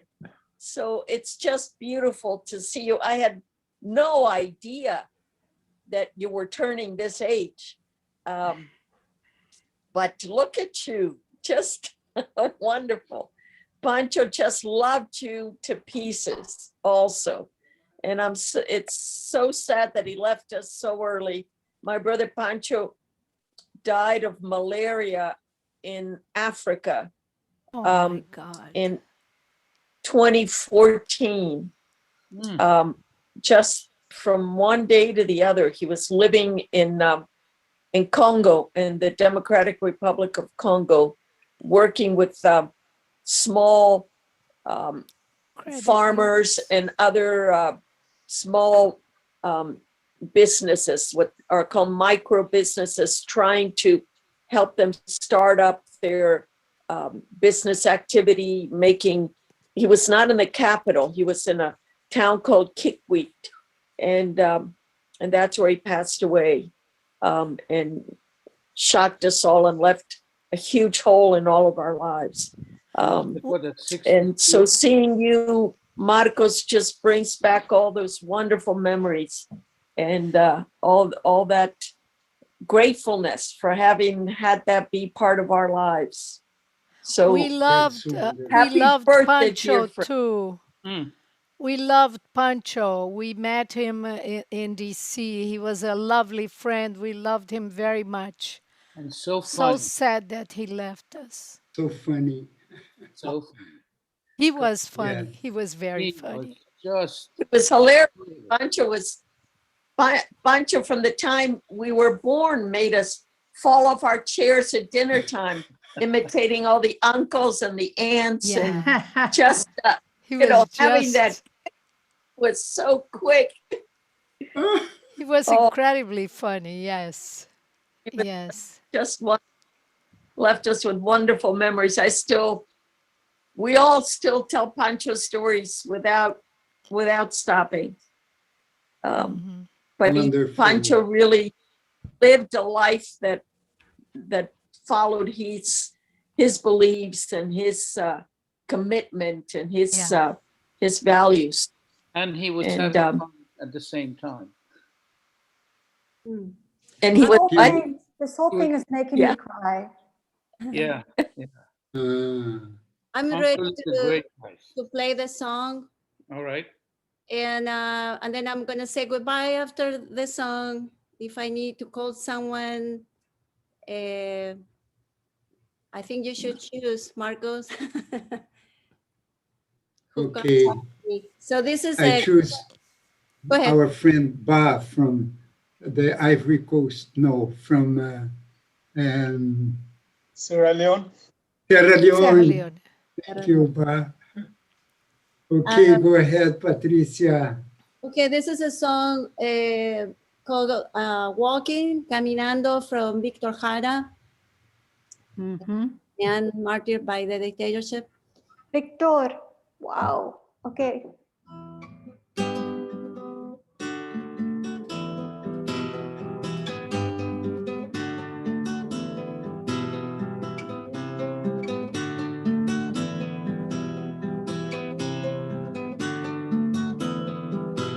Caminando, caminando, voy buscando libertad. Ojalá encuentres camino para seguir caminando. Ojalá encuentre camino para seguir caminando.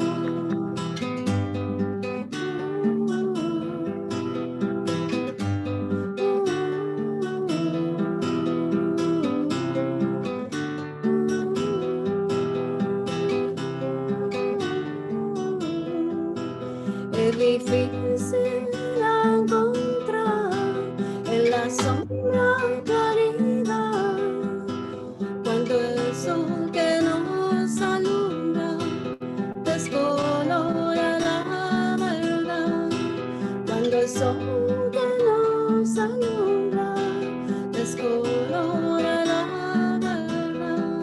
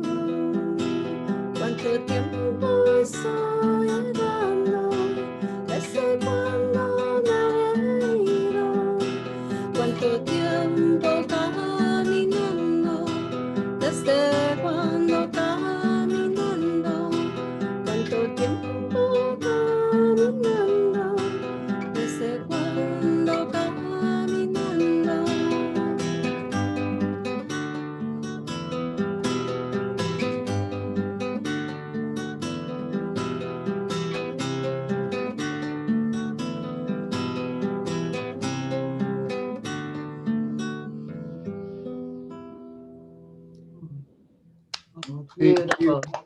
Beautiful, Patricia. Thank you. Many, Thank you. many of us are lovers of Chile here, and others who are not here also, like our friends connected to Joe Eldridge, who were in Chile working in Peace Corps and came back and brought all their experiences to DC. Yes. Most people know that Victor Jara was a great composer and singer, Chilean, brutally murdered by the Pinochet dictatorship, I believe. Yeah, I definitely. would like to talk about Argentina also. That is Lori, Jeb. Yes. Okay. So- After Ba or now? Yes. After. Okay. I just want to thank Patricia so much for playing that. You kind of made my dream come true as I'm sitting here with my twin sister and my other sister and my mom. That's my most favorite song by you and Victor, and it just means a lot that you played it for Marcos. Thank you. Pleasure. Yeah. I haven't played Victor's this song was very important, I know. Hi, Nancy. Kathy, where's your mom? Hello, everybody. It sounds like it's so interesting for me. Of course, I know Marcos through Kathy when we went to Brazil 2019. But based on all what everybody have said, it makes me look like just somebody who is expected to learn from everybody and which I'm ready to learn from everybody. I really appreciate Marcos because just like one of the speakers said, whenever you are with Marcos, it makes you to have like so many things that goes into your head. Of course, I'm coming from Africa, and Africa is not that developed, but we have a lot of things that is going on. We are in the verge of development. So when we went to Brazil, of course, I talked with Marcos, and there was so much of energy that comes from him that makes me get attracted to him unknowingly that we have the same birthday. So, but there are so many things I really admire from him, and I'm not making a promise, but obviously I'm going to come to Brazil to learn from the solidarity because I'm learning social service now, because I'm hoping to go back to my country and try to see what I can bring back to my community or to my society, what I've learned. But the solidarity which he explained the last time when we were in Brazil and what he have just explained earlier on is something which I really envisage to see if I can translate that into my community where I come from. And for sure, Pablo, this is breaking information from you.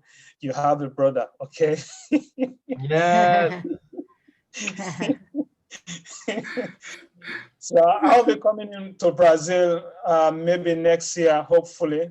But I'll have to let Marcos know and Kathy, then we can make an arrangement towards that, because I have a lot of things that I want to learn from Marcos. And anyways, I don't know how to express myself right now, but there are so many emotions that is going on with me, and I really want to know how I can able to translate or try to help my society or my community where I'm coming from. And also thanks to Mr. John Grain. He was also one of the people that gave us a lot of information about Southern America and how dictatorship and all those stuff. So those are all the things that have really motivated me to keep on going. So I really appreciate everybody based on their stories and information they have given me. This had add to my motivation. And happy birthday to my dad. Happy birthday to my twin partner. Thank you. Wonderful, Ba. So you are my nephew. Oh, yeah. You got a whole family behind me, my friend. I'm just looking at the pictures we had the last day we went out. to Yeah. Sugarloaf Mountain.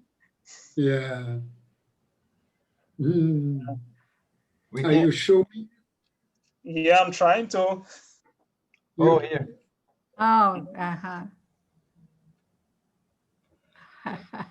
All right. The whole group was there. Can you see Kathy? Kathy was there. We Monica can't hear was you. there. Kathy was- is with Nancy. Yeah. So Mary, the chaperone, Laura, Donnie, Rose, the other Lara. Who am I leaving out? There's a whole class. We went to Sugarloaf. Yeah. Right, Pauji Sukar. Yeah. Wonderful memories. And Yeah. Donnie is here working. Donnie. He's there too. Donnie. You want to say a word, Donnie? Oh, of course. For me not to say a word would be like a child not wanting to play. Where is We'll he? ask Oh, there. Jeb to be patient once more. Kathy and Nancy, if I don't tell my story now, I think I'm just going to die. Go ahead, tell your story. I'll be after you. I'm just gonna like, you know, freak out. No, don't freak out. Go for it.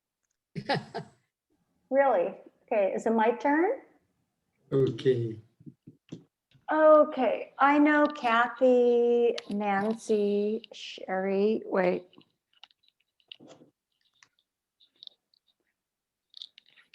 From childhood, they were like princesses, and they still are.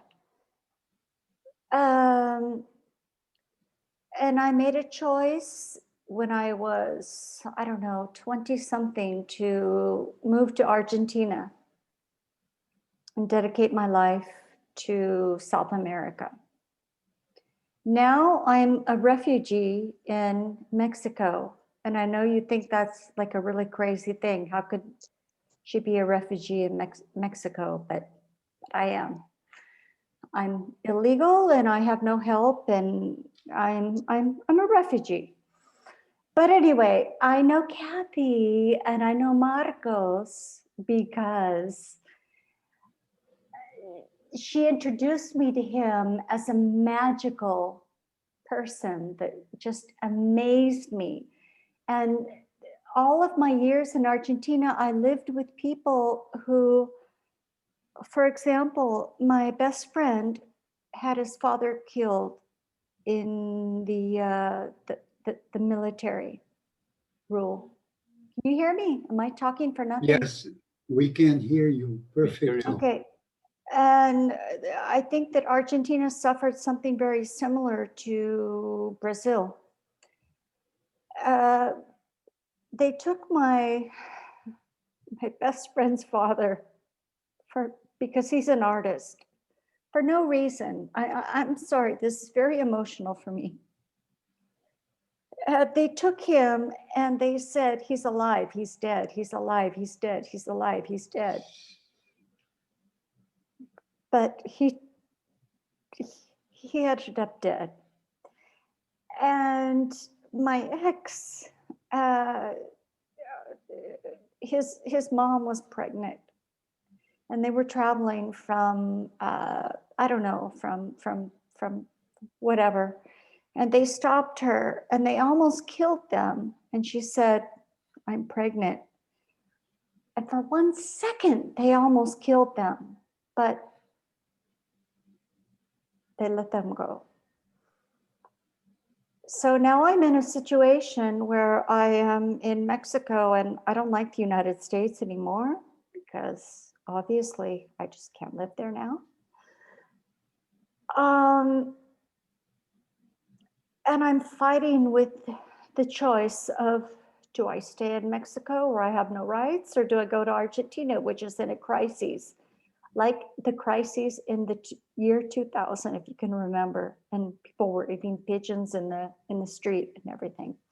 So to make this something not so terrible, I would like to recite a poem to Marcos, because he has mastered the art of waking up and living.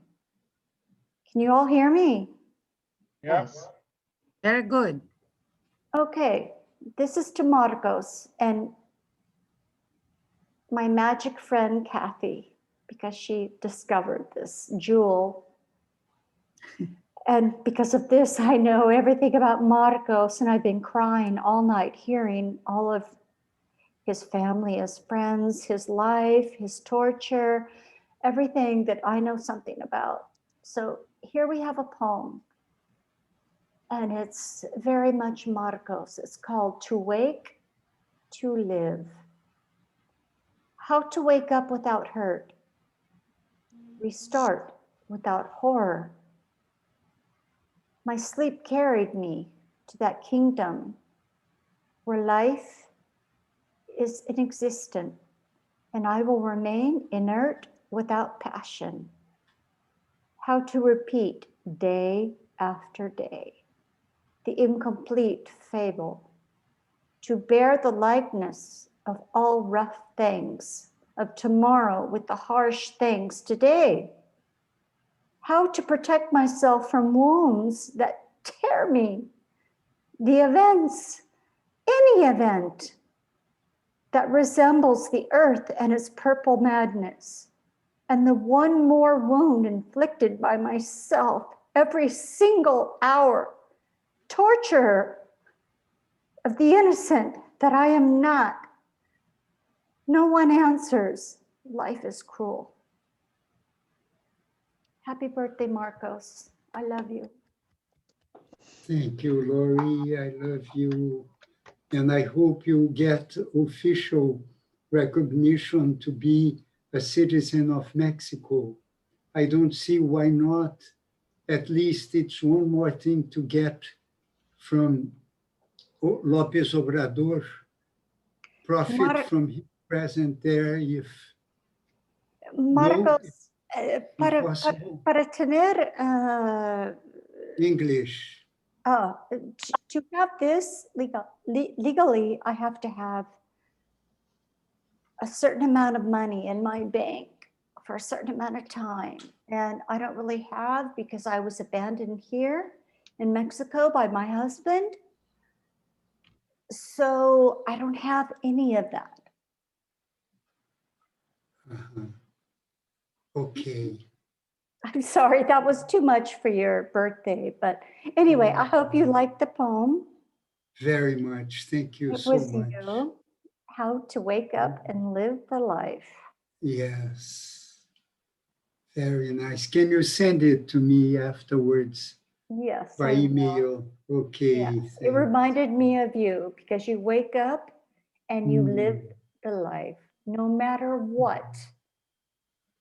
Yeah, this is a good reference to what it means to be tortured. And yes. Right after torture, I was lying on the floor, naked, and my leg was like a log because of the electric shocks.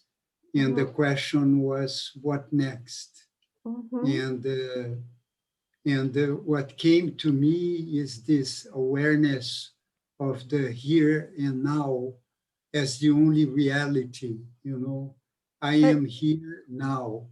Most of us don't have this, Marcos. Most of us, if we were electrocuted on the floor, we would not have that feeling of this. And this was a Brazilian poet. I will send it to you because it's you, but most of us don't have the strength that you have. I would just give up and die. Well, the point was that I was ready to die because they had said, your war is over. Why don't you collaborate? What war? What war? That's the war against the dictatorship. Against the dictatorship. Yeah. And that's when the like point. Argentina, exactly. When it came to me that This is not my, no war has been finished. People continue fighting against the dictatorship. And this is not my war. It's a war of millions around the world for freedom, democracy, and human rights. And I'm a So migrant also. this gave me the strength to go on and, accept the idea that if I die, others are still struggling. What I can't do is to give anyone else to the hands of these torturers and murderers.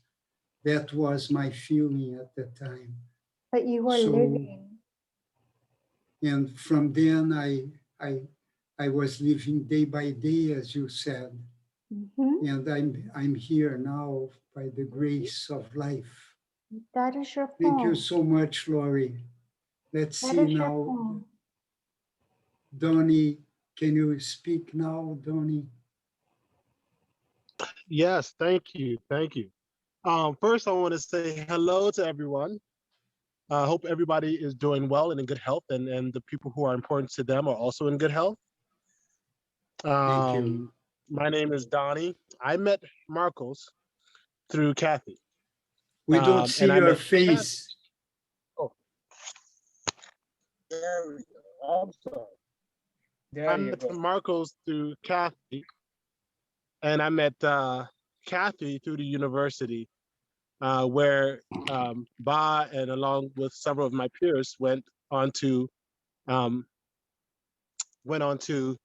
what do you call it? The trip to Brazil.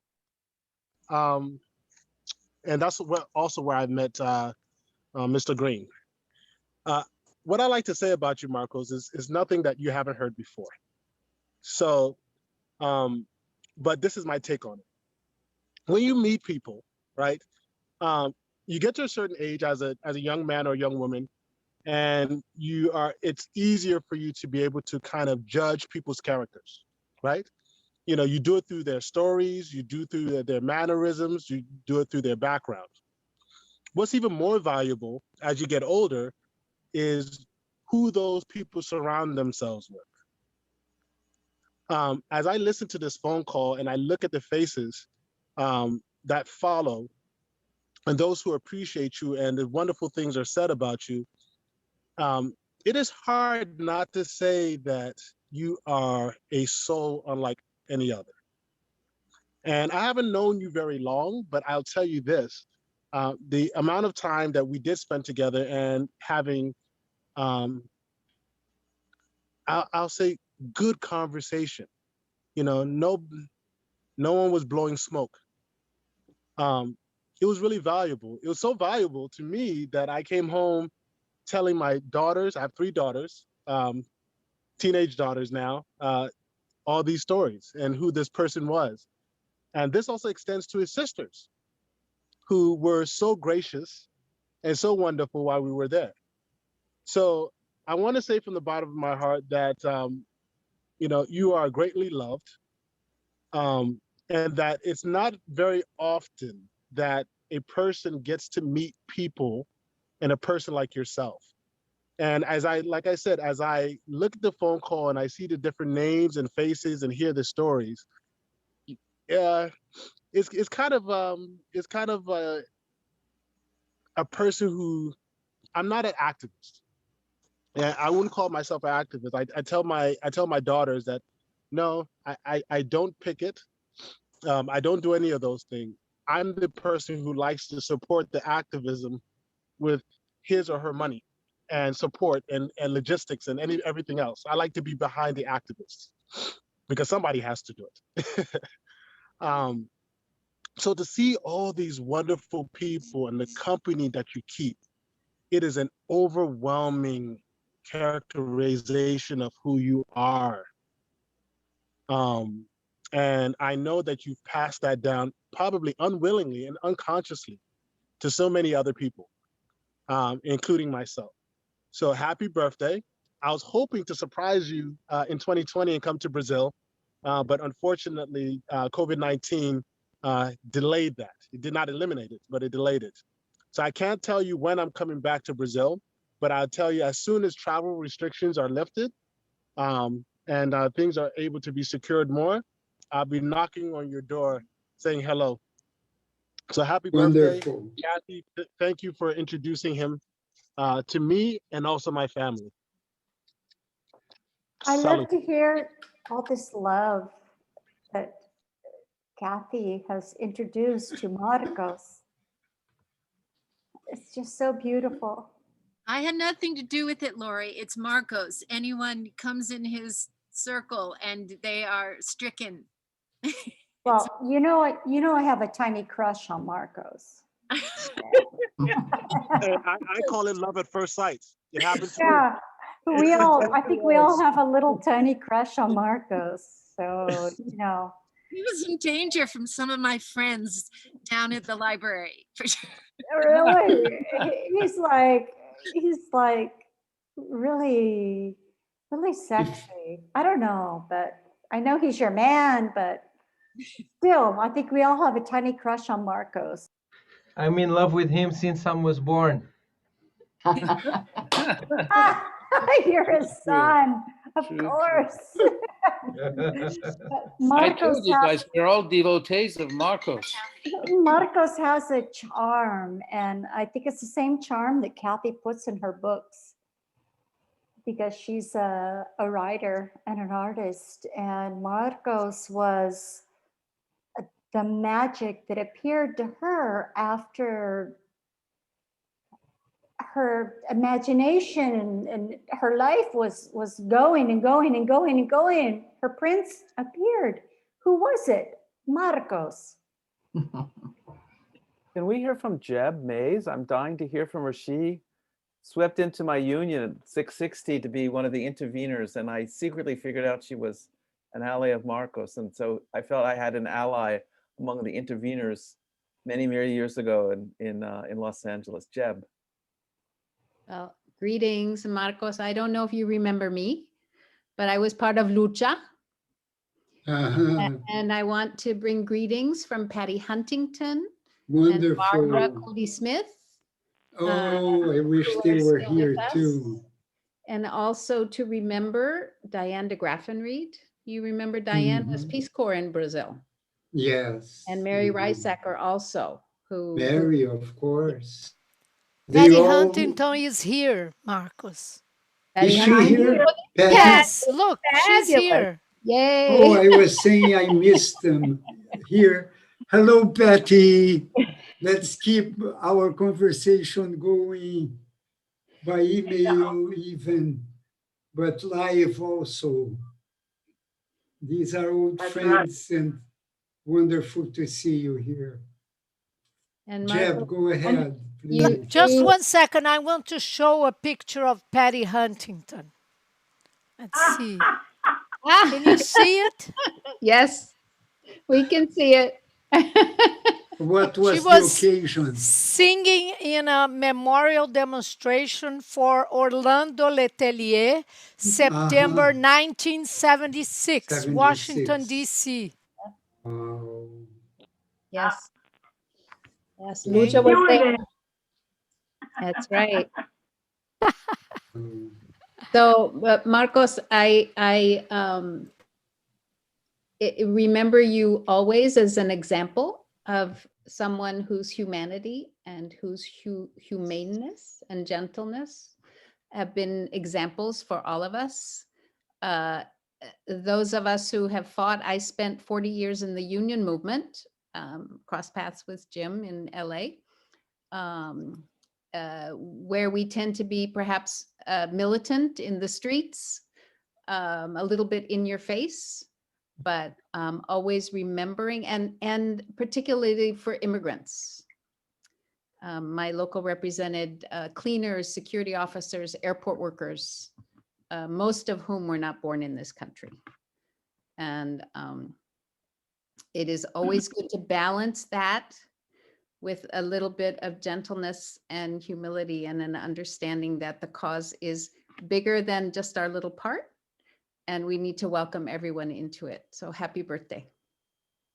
Thank you so much, Jeb. wonderful memories. Thank you. So I would pass it to Patty. I didn't realize she had made it. I wouldn't miss this for anything. I'm so happy your family organized this for you, Marcos, and I hope you're surprised. I am surprised and extremely grateful. I would like to Especially hear from your- Kathy now. No, let's wait for Patty to speak first. Yes, She's Kathy just is the queen of all of this. So let's listen Yeah. to Kathy now. No, it's going to be Patty now, Lori. No, Lori, no, it's fine. We got to hear from so many people and everyone already. Kathy, it's your turn. I nominated you. Why doesn't Kathy close our meeting with the golden key Exactly. instead? You Yeah, are nominated. You can't. not now, afterwards. Please, Patty. Marcos, I'll just talk for a second. I know Bezad is there somewhere, and I'm sending love to him. And Joe Stork, if you're on board, or Susie, there's a whole circle of us who love you and think of you. And you made a profound impact on my life with Earth Onion, even before there was a lucha, because we took your experiences in Brazil and we put a play together with your help. And we demonstrated in front of the White House, as you remember, because you guided us through that, reliving your torture. And it was very, very serious stuff. And I will never forget the impact you made on us. I hope that you know, as we all have gotten older, it's been, 47 years since maybe I met you. But we've all continued the struggle in our own little ways. I'm living in Maine, up by the ocean. I would love, when the COVID is over, for you to come and see me. And your family is so extraordinary. I send my love to all of you. And thank you, Jeb, for inviting me to speak too. Love you.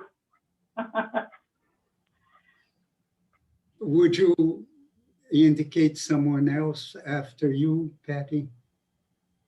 Let me just say a word to Lori.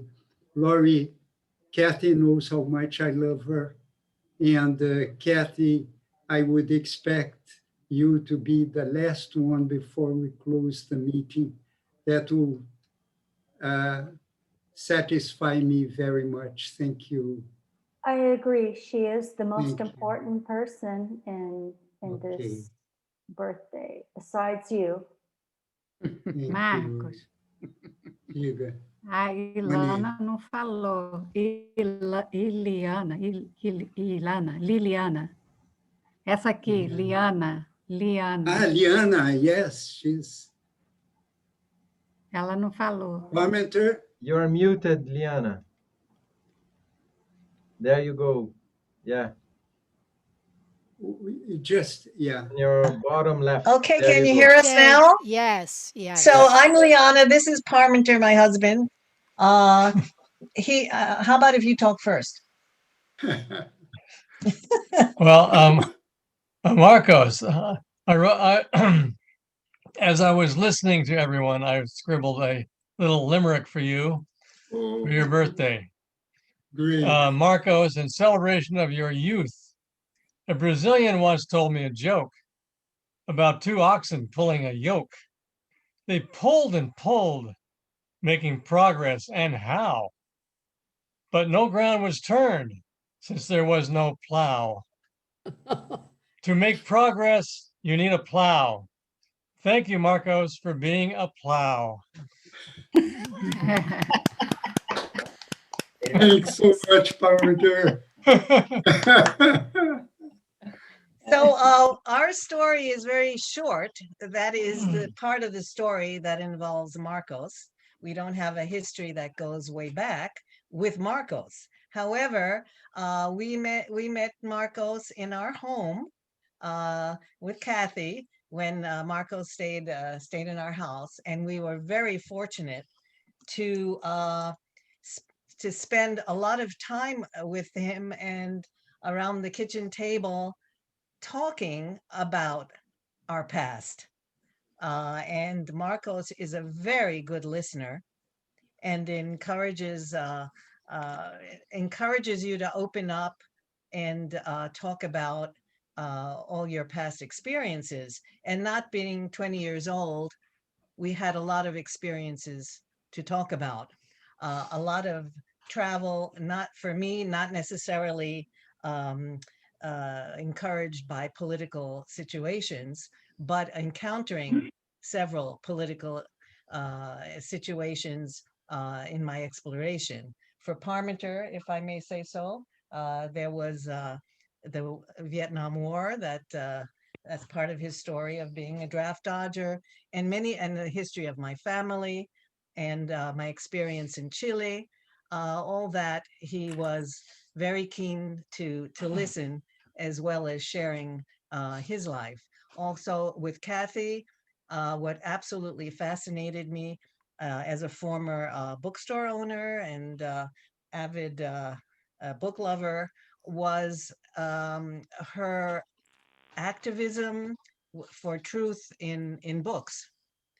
And I am absolutely fascinated by the work that she's doing with that. It is so important, and both on a personal level, seeing how things that I know about were not expressed truthfully, and having someone like her actively trying to change that. I'm very impressed with that as well. So I just knowing Marcos and Kathy for such a short time, it's forever enriching.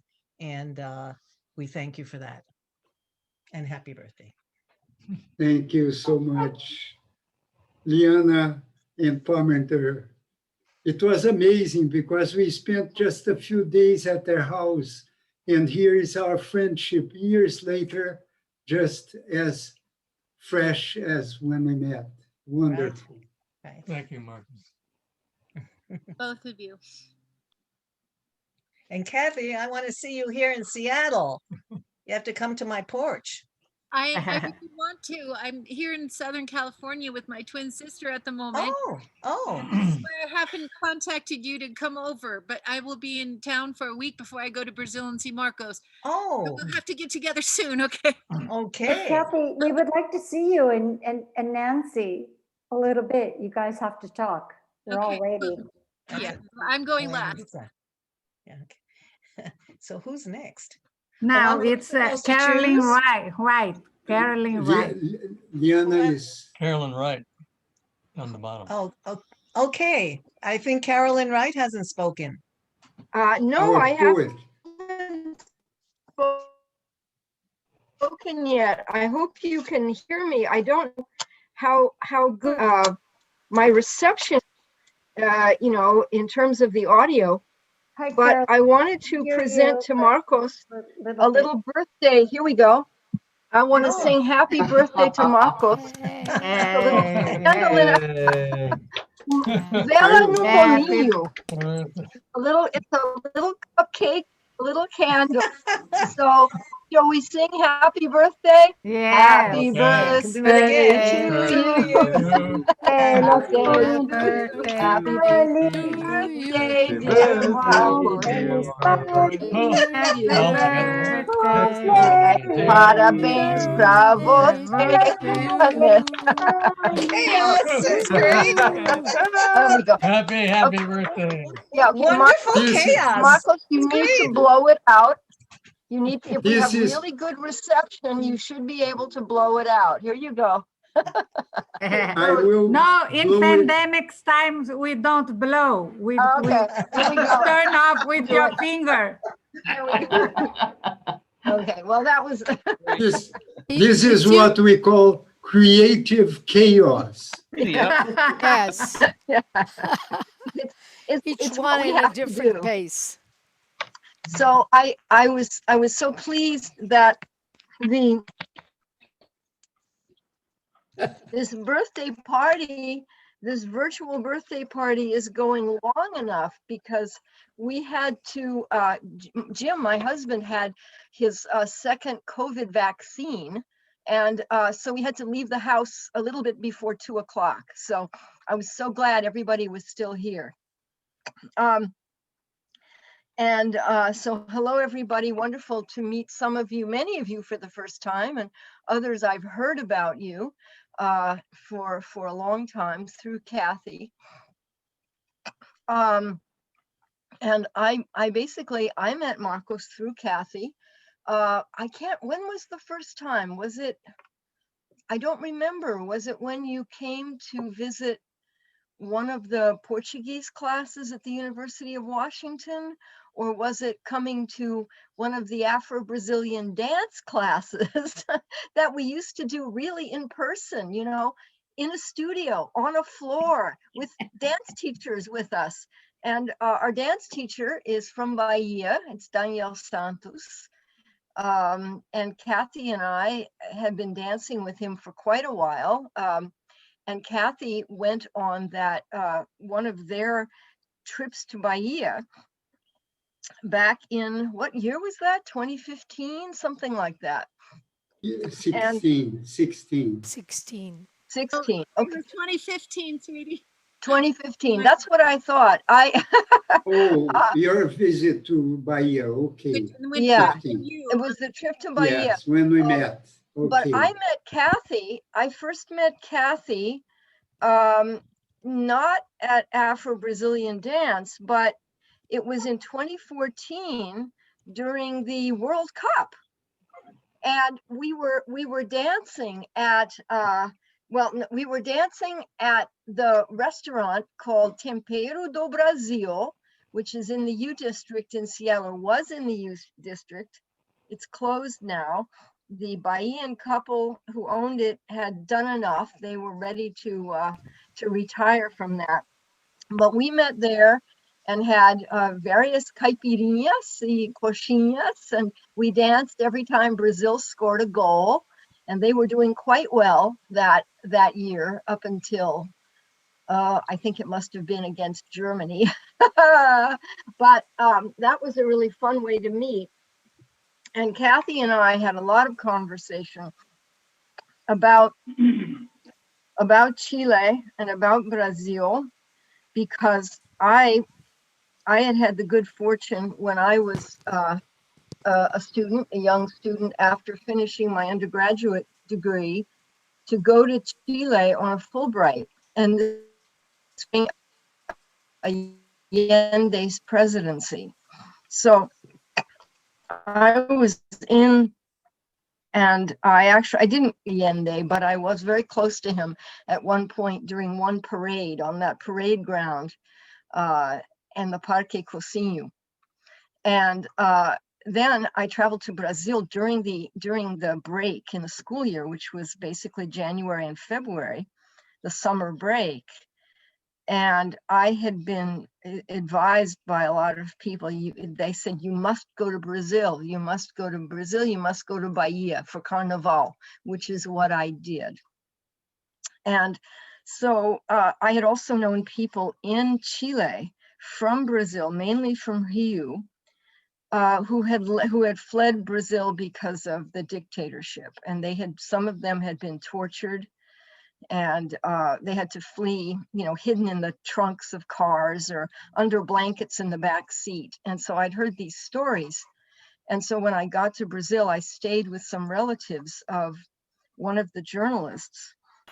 And then I went north to Bahia and to Salvador, and then came back, and I had to go back to Chile.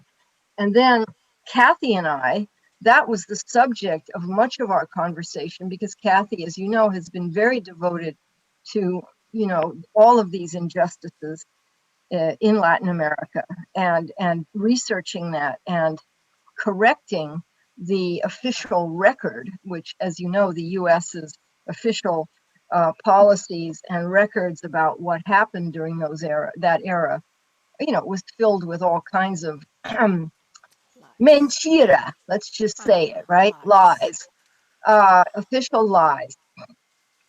In any case, so Kathy and I met, and we were having all of this conversation. And because of Kathy's contact already, you were already in touch with James Green, I believe.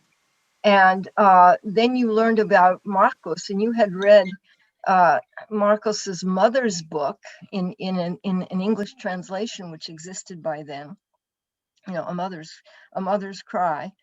And then you were able, thanks to the trip to Bahia with Danielle and Aileen, you were able to be in contact with Marcos ahead of time.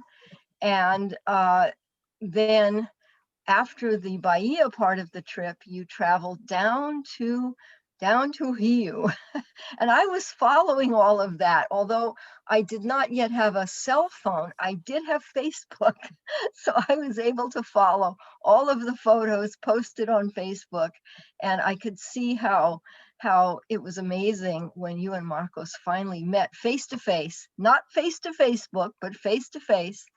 And then, of course, when you returned, Kathy, you told me the amazing stories of what was happening. And but you didn't want me to tell anybody else. So when Danielle Santos, our dance teacher, was becoming very curious, and he kept asking me. We'd be standing at the bus stop after Zoom classes. I would always stand at the bus stop and talk with him, and he'd be speaking with me in Portuguese, and he'd be saying, "What is going on with her? O que está acontecendo com ela?" You know, so and I would say, "Não posso dizer nada agora, Danielle. Me desculpe, you know, I'm sorry, I can't say anything, you know, não posso dizer, é segredo mesmo, you know." So I just left it at that. And finally, it all came out. And then Marcos came to visit I can't remember when the first time was, but it was in March, April 2016. 2016. Okay. Oh, yes. And you came to one of the dance classes, I remember. And Danielle asked you, well, how did you like that? And you said, adorei. I remember how you said it. Everybody laughed with great pleasure. So that was fun. And so I have had an experience of great delight and pleasure in meeting Marcos this way, and in spending time, various times, sitting in conversations, and with Kathy and Marcos in the little group we had a couple of times at Kathy's house. Other times when we were at El Camino restaurant. One time I was sitting by Marcos and Danielle after a dance class, and I tried to be over by them because I wanted to be listening to the Portuguese and listening to them talk about, you know, their lives and what it was like. And I know that Danielle really respects you because, I mean, he was born much later and was only, you know, he was a child in the last decade of the dictatorship.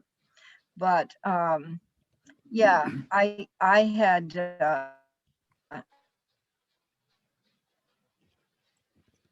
had experiences with people from Brazil, the ones who had experiences not unlike what happened to you, Marcos. And so what I find amazing, that I admire so greatly about you, is how you have managed, despite all of that, that physical trauma and mental trauma and total, you know, destructive, hateful behavior and actions, that you have managed to become and remain a cheerful and positive and life-affirming, loving presence in this world, and a person who practices activism through love and through positive behavior, positive action, in trying to foment and promote, you know, loving communication between people of all backgrounds and all races and all languages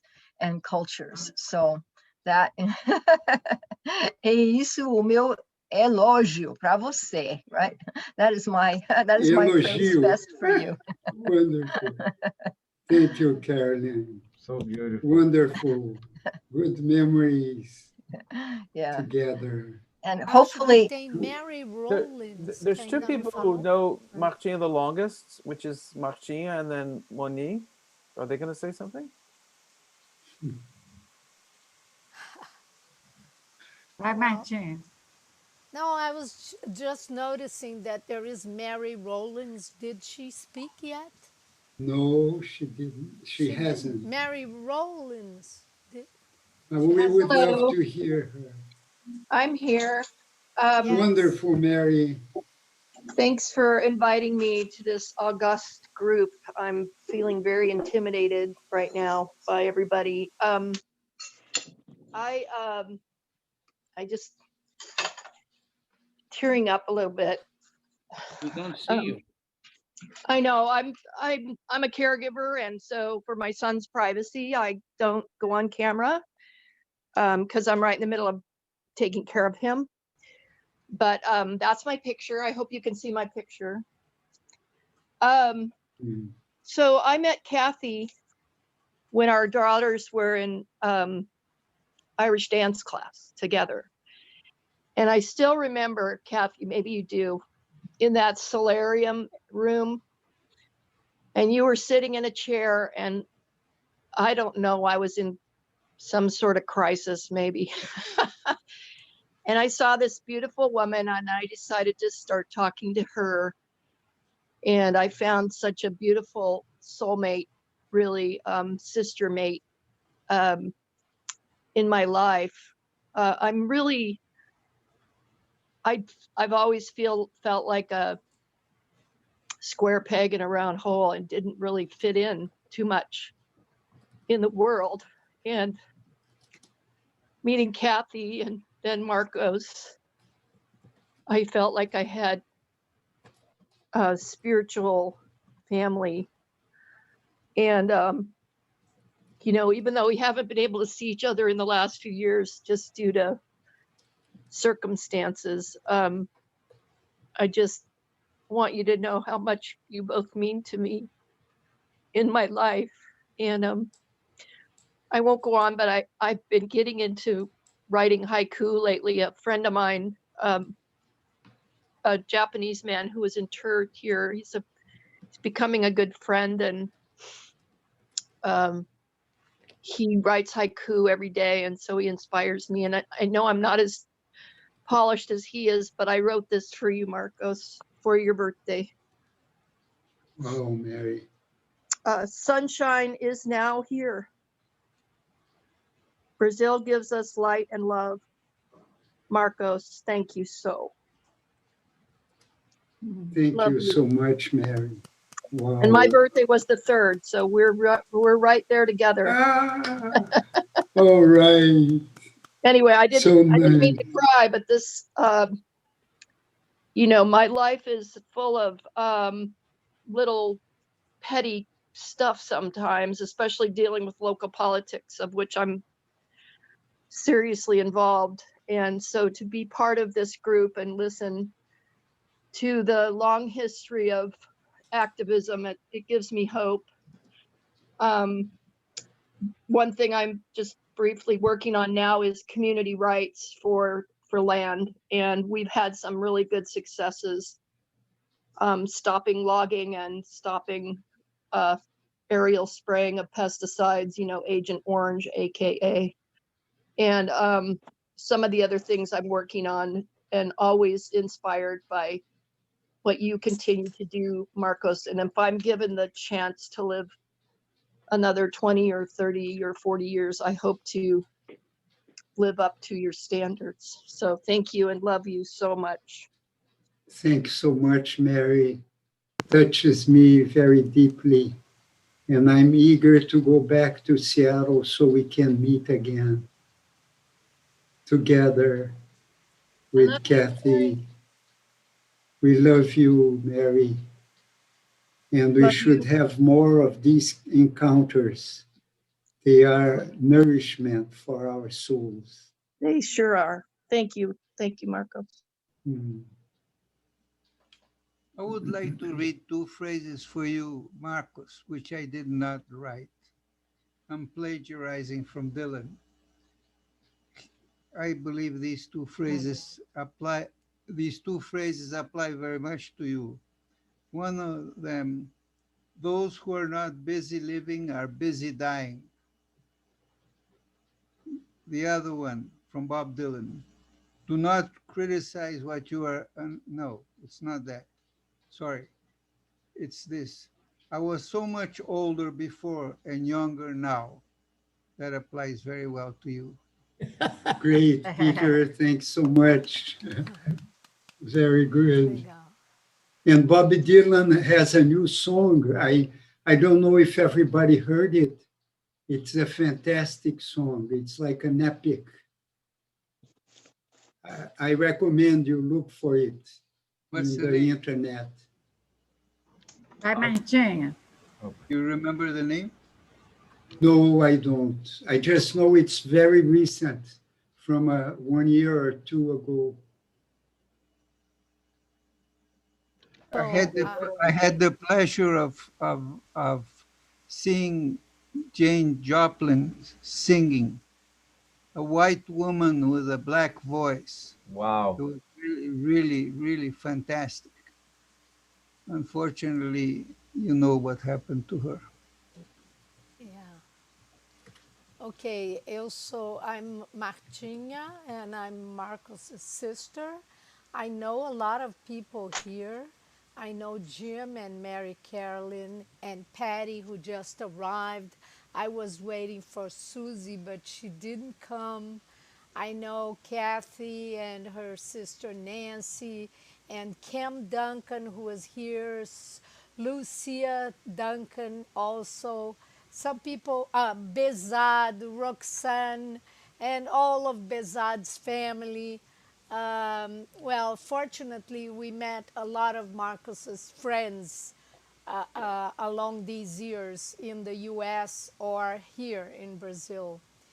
And it's a great pleasure to be able to see everyone back here and to rearrange contact with people we haven't talked to in many, many years, like Patty and Susie.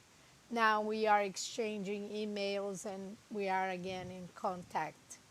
And Jim is part of the family. Jim is always here in Brazil, and he's part of the whole family. He's really, really close to us.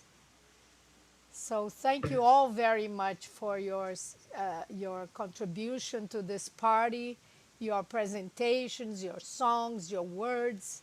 It's been marvelous. Thank you. Obrigado, Martinha. Monica.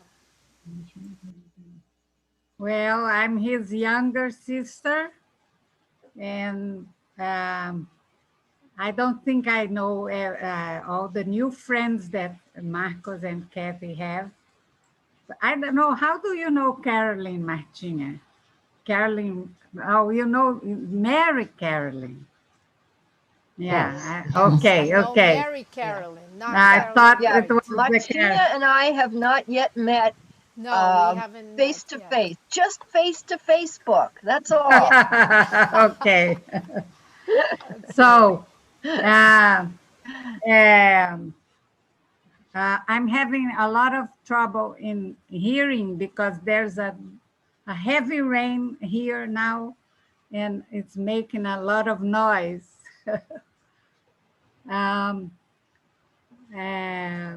I would like to tell you all a story about when my mother lived in DC, and all these friends of Marcos, Pancho, Bezad, and Bob that was here too. They would all, especially the Iranian family, the Bezad family, they would all call my mother, like we Brazilians say mamãe, mother would say mamãe, and they would all say mamãe to my mother, and she just loved it. She was always very, very happy because they called her mamãe. And in the beginning, I was very young. I was about 20 years. I was 20 years old. I was so jealous. I said, how come these guys are calling her Mama?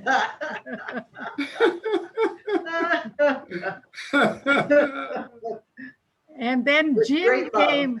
We because met. we really felt it. Yeah. Yeah, I know. But because when we were not there, you were her kids. So she loved it. Yeah, true, true. And then Jim, when Jim came to the family, he was always wanting to be the part of the family, and he didn't think he was, but he was, but he didn't think he was. So he was he was always kind of frustrated. I wanted to be her son too. I want to be her son too. But you were, Jim. You don't think Yeah, you absolutely. you always were, but you That's what she had told that us all the time. all the We time. never all the- talked about children. yeah, and so we are a great family. We are full of brothers and sisters because of that relation that you all started in DC in those days. And Susie is Marcos. here, Monique. Hey! Susie. Hello. Wonderful. Here's Patty and Susie, the two Yay. of them. I'm so happy. We were Happy waiting for birthday. you. I know I messed up. Oh, I'm so glad to see you. It's wonderful to see you. Wonderful. Okay, Monique, continue. No, I was just going to say that you didn't want to celebrate. And I thought, how come? I know we have the pandemic, but we have internet. And we can do, I do theater and we do the play on the internet. So how come we can celebrate? So I decided to organize these small groups because it's better to talk than a big group full of people. So we had 10 groups since Thursday. We are meeting with his friends. We still have 2 groups tomorrow. Oh my. Different friends from different periods of his life. Yes. So since the time he was very young with his young friends from the university and all these different groups. And then this is the group that speaks English mostly from the US, right? And there's still 2 more to go. And Monica is responsible for this whole organization. She celebrates everything. No, me and Pablo, because I had to ask Pablo all the time, go there on his cell and look the cell of this guy and that person. And I was chasing Pablo all the whole month of February. Give him the names. These 10 groups were a surprise. I didn't know what was happening. I never heard anything until each group begins to show up and there's the surprise. Moni was a genius. I'm so grateful. I gave him a table without only saying friends, group number 1, 2, 3, just friends. He didn't know who would show up. Yeah. Excellent. And I helped to research a few people to find some people like the Duncans, Kim Duncan and Lucia and Susie and Joe Stork and Patty. And, you know, I helped a little bit, but she a did lot. the whole. So now it's Kathy. Moni and Pablo were the keys for this whole wonderful festival, much more than a party. Oh, Monique deserves a medal, a trophy. Yeah. Now, the That's worst thing amazing. is that he came over the other day, he came over and he wouldn't go away. And I was getting nervous because I talk too much and I was afraid to tell him. And suddenly he talked about a woman Betty Modesto, remember, Marcos? Yes, And I said, oh, we should call Betty Modesto. And then I said, You almost gave it away. and he said, yes, it's a good idea. It was crazy. And I said, oh, okay. I was hoping you forgot about it. We didn't talk about her anymore. I continue not knowing. Let's hear from Kathy now. Yeah, no, Susie. Let's hear from Susie. Susie. Oh, sorry, Susie. Excuse me. Susie first. Oh, well, Marcos is the man of the day. So how are you feeling? I'm fine. Since we met again, just too long. We have to go back together. Yeah. Is your family okay? Yes. I always remember when you came to the mountains, when both of you came up to Honey Creek. Yeah. Yeah. Both of us, meaning me and Bezad, or who? No, me. You, Bezad, and Marchinia all came up. I came and then with you. And it was so nice to have you in the mountains of Virginia. It was beautiful. It was and then Marchinia came and stayed with me when my baby was like 2 days old. She was just born, and I was totally out of it. And it was lovely to have Marchinia. So, but go ahead. Oh, I was going to say, now I live in senior affordable housing at Walter Reed. And when COVID is over, I actually think I'm going to do theater with some of the people here that we'll do. I created a way of teaching literature through improvisational theater.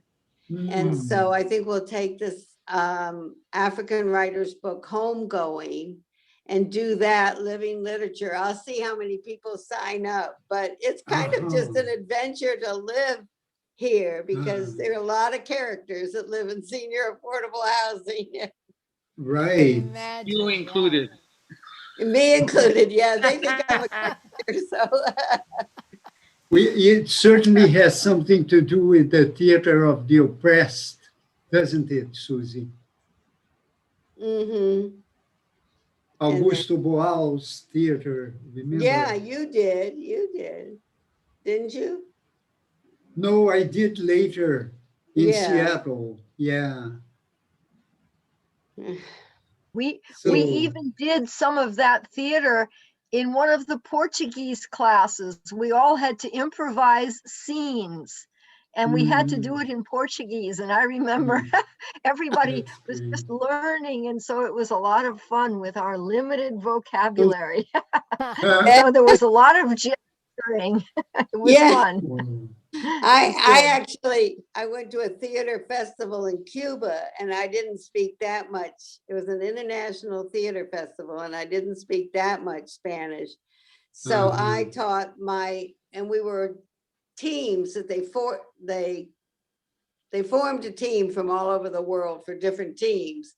And so I taught my team gibberish and they loved it, which was great. Look, I have a picture here. Can you tell who that is?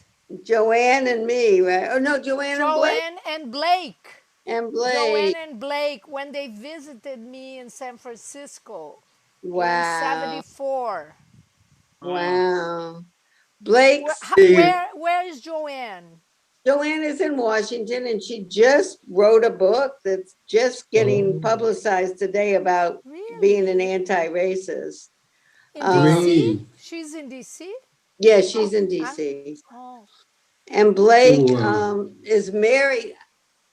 I think Blake is with the World Bank. I'm not sure, but he's married to a woman that's published a lot of books about, well, 2 books. She's a Cambodian princess in exile. And so Under the Banyan Tree, she wrote, and it got big publicity. It was like a big deal. Wonderful. Do you still have contact with her? Yes, I do. I do. Okay. She could have joined here because Marcos and Joanne were good friends. Oh, too. well, we should try to get them together somehow. Yes. This Let's is a do big day more for of her. She's on these. the radio all day, so. All right. So we only have Kathy to talk. And I'd like to present It's an time. indicator. Before Kathy talks, Oh, I Pablo. know a Wow. couple of pictures from 50 years ago. Wow, Oh, yes. But, Harry said that. Peter and Patty already mentioned the demonstration in 1971, which was just a few months after Marcos came to the United States, and we met him in Washington, D.C. And this is what he inspired us to do. So if Pablo, you could give me the host so I can share my screen, I'll show the pictures. Go ahead. I think it's working already. Okay. You do it? Yeah, I just have to find the right, here it is. There you go. Okay. Right. My gosh. Can you see the flag? Yeah. The state of the White House. It's at That the was an homage to the Brazilian dictator. Okay, and here was our flag.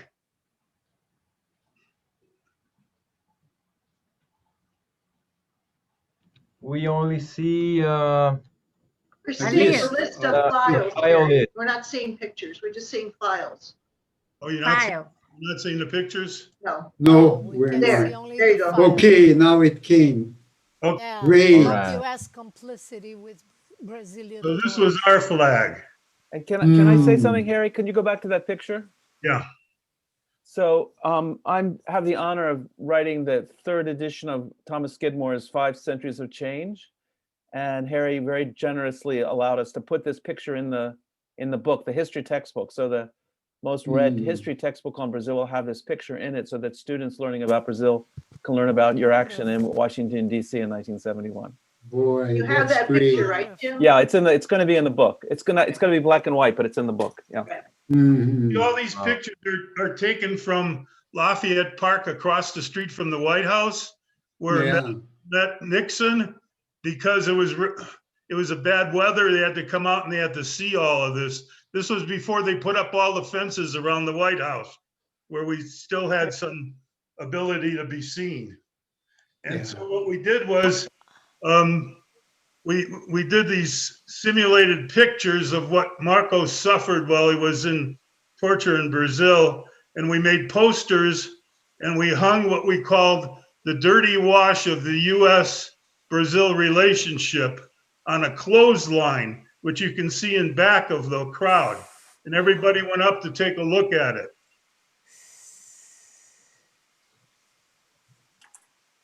Wow. And this was Jean-Marc van der Weide? No, it's not. No? Harry, point out Phil, because Yeah, Phil I Wheaton. see Phil. He died Phil early Wheaton. in the Yes. COVID. Yeah. His daughter is my doctor. And this Oh, is there's Joanne Zonas. Patty, here's Earth Onion. Earth Onion, right. And that's me. Susie, there's Susie there. It's Susie. Susie.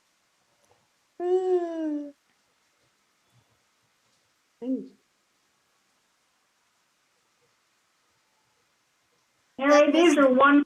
The play by the Earth Onion Women's Theater. It was only all women.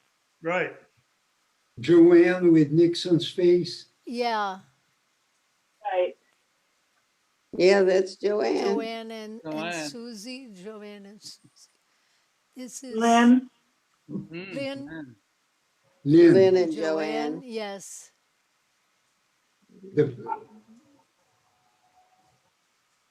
Amazing pictures.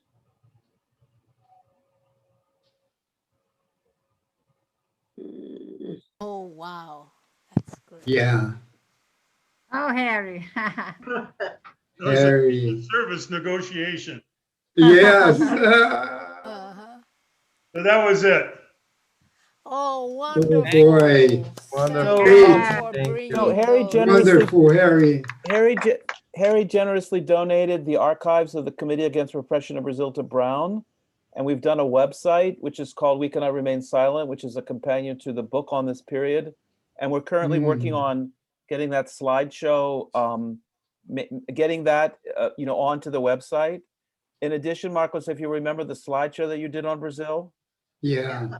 we're also going to be able to project that so people can actually see that. And we're going to ask you if you can actually read the script of the slideshow as you did in 1972 or 73 when I heard it, so that when people see the slideshow, they can hear your voice. It'll be really wonderful.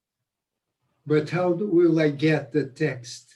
I have it all. We'll be sending it to you and we'll tape it. We'll do that with Pablo so you can tape it, and then we'll synchronize the Okay. slides to your talk. Fantastic. Wow. Good materials Good for Jim. Kathy's classes also. Where Go, is Kathy. she? Go, Come on, Kathy. Kathy. Harry, this was great. Thank you so much. Thank you. I was Harry. going to That say, was if wonderful. this were not a surprise, I could have some pictures to show you, and these were the ones. Oh, but it will be for the next meeting. Yeah. Okay. We'll Yes, have another I would meeting. the love- next More meeting. prepared. The next meeting. I vote for Yeah. another meeting. Yeah. Yes. That sounds With more lovely. pictures, more More films. pictures. Okay, so More poetry. how about Kathy speaking now? Yes. Yes, Kathy. And then we take a break to go Yes. to bed. It's already 10 o'clock. Yeah. Wow. All right, Kathy, you get the last word. Okay, I'll be fast, and I think a lot of you already know a lot of this, but I just want to say I am a librarian. I'm supposed to be a mild-mannered person who doesn't do anything rash. But I also should have known a lot more about Latin America than I did. I spent my life in ignorance, and then, well, everything about Marcos is magic to me. I wrote this novel that came out of me in 4 months. I had not discovered Marcos's story yet, but in the process of writing the novel, which turned out to be an allegory of Brazil and US relations, right, magically, it led me to doing some research that led me to discover his book accidentally, Mother's Cry. So I can't say enough to Jim and your sister for doing such a beautiful job. I found that book. I found it with We Cannot Remain Silent. I chose the smaller book, the skinnier one, because it was shorter. And then I had my mind blown, and I couldn't even get to the epilogue because I was so disturbed.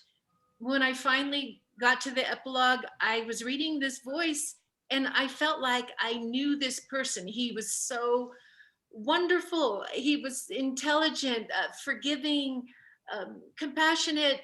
I cannot believe what he and his family went through. And so, like, as you know, 6 weeks later, I found myself in DC for some other reason. And I was standing there with the pictures that you guys were just showing. And I'd known that was happening there from the book. And I said, here I am 40 years later. And I was so angry. And this poem just came out of me, and just upset. I spent months just in agony that this thing had happened, and why doesn't everyone in the United States read this book? This is so important. And then We Cannot Remain Silent as well. And then I sat on it for a long time, and then a librarian who knew about Latin America said, Kathy, you should see if Marcos is around and send him the poem. And I'm like, why would he care? Why would he care if I wrote a poem about him? She convinced me to contact James Green, and which I didn't expect an answer from at all, because he's a fancy decorated Brown University professor. Why would he even answer me? Why would he give me the time of day, right? And then he gets back to me right away with Marcos's email. And this is where the magic happens too. Marcos got back to me right away, and I just couldn't believe it. And it was September 25th, 2014, and it was the night I first went to see my friend Patricia sing her beautiful Nueva Canción music. And so my mind was just exploding. And then okay, I'm in contact with him. This is great. And then I just happened to be able to go to Bahia the following summer, and Marcos just happened to be in town. And so I emailed him and said, can we meet? And I honestly just really planned to shake his hand. I just wanted to say, you are my hero. How lucky I am that I can meet my hero in person. And then, of course, I met him and hugged him. And it was like looking in his eyes. I remember thinking, I've known you for 1,000 years. We already know each other. I know it sounds corny and all that. I'm sorry, but it was just there instantly. And this is magic. And so then everything from there, I was the saddest person in the world to leave him. I thought I'd never see him again. I didn't realize that traveling to Brazil was not quite as hard as I thought. And he traveling to Seattle, we were making it work until I retire. And everyone I introduced Marcos to falls under his spell. I mean, they feel who he is. They feel his heart. You can see from all the many people who've only met him maybe a few times how he's impacted their lives. And this is, I just am so grateful that Marcos is in my life. And I want to just really quickly turn the camera to my twin sister here, who hasn't met Marcos in person yet, but I just want to give her a second. Well, I can't wait to meet Marcos in person, and hopefully more than Marcos, if I get lucky, can get out there. But I wanted to say what a blessing Marcos has been to me and my family and Kathy. We love seeing her happy. She's never been this happy, and we're so proud of her and Marcos. And yeah, we just the minute he went on 6 months ago at my parents' house, Sherry, my other sister, and Tommy, my husband and I, we just felt, oh my gosh, we love him. He's like an angel. Yes. So you've been like an angel to us, Marcos. Happy birthday. We are all angels to each other, my dear Nancy. Right. Yes. Yes, you can't imagine how happy I am to have you all together again. The whole family, mother and 3 daughters. It's a shame, Carter, your father isn't there anymore. And I want to again repeat what I like to say to people in a day like this. First, deep thanks for Loretta and Harry for all they've done while I was just arriving in the US after a time of depression, taking medicine against convulsions, not being able to read more than 2 pages of a book, and getting hazy and incapable of studying, of doing anything. My mother shook me up and said, you have to find a new reason for your life because you can't go back now. And that made me wake up. And people like Loretta and Harry were right there to welcome my yearning to do something for Brazil. And that is how we started the committee, CARIB, Committee Against Repression in Brazil. And it would be nice to mention also, Harry and Loretta, that in 73, already 2 years going as CARIB, we changed the name of the committee into COFLA, which was Committee for Liberation of Latin America. Common Front on Latin America. Common Front on Latin America. Right, in 72. Which was dedicated at the time to the coup in Chile, trying to help people survive, come out of the country, and identifying some who were lost and unconnected with anyone. it was a terrible time, and we were able to go beyond Washington, D.C., and had interactions with people in other states.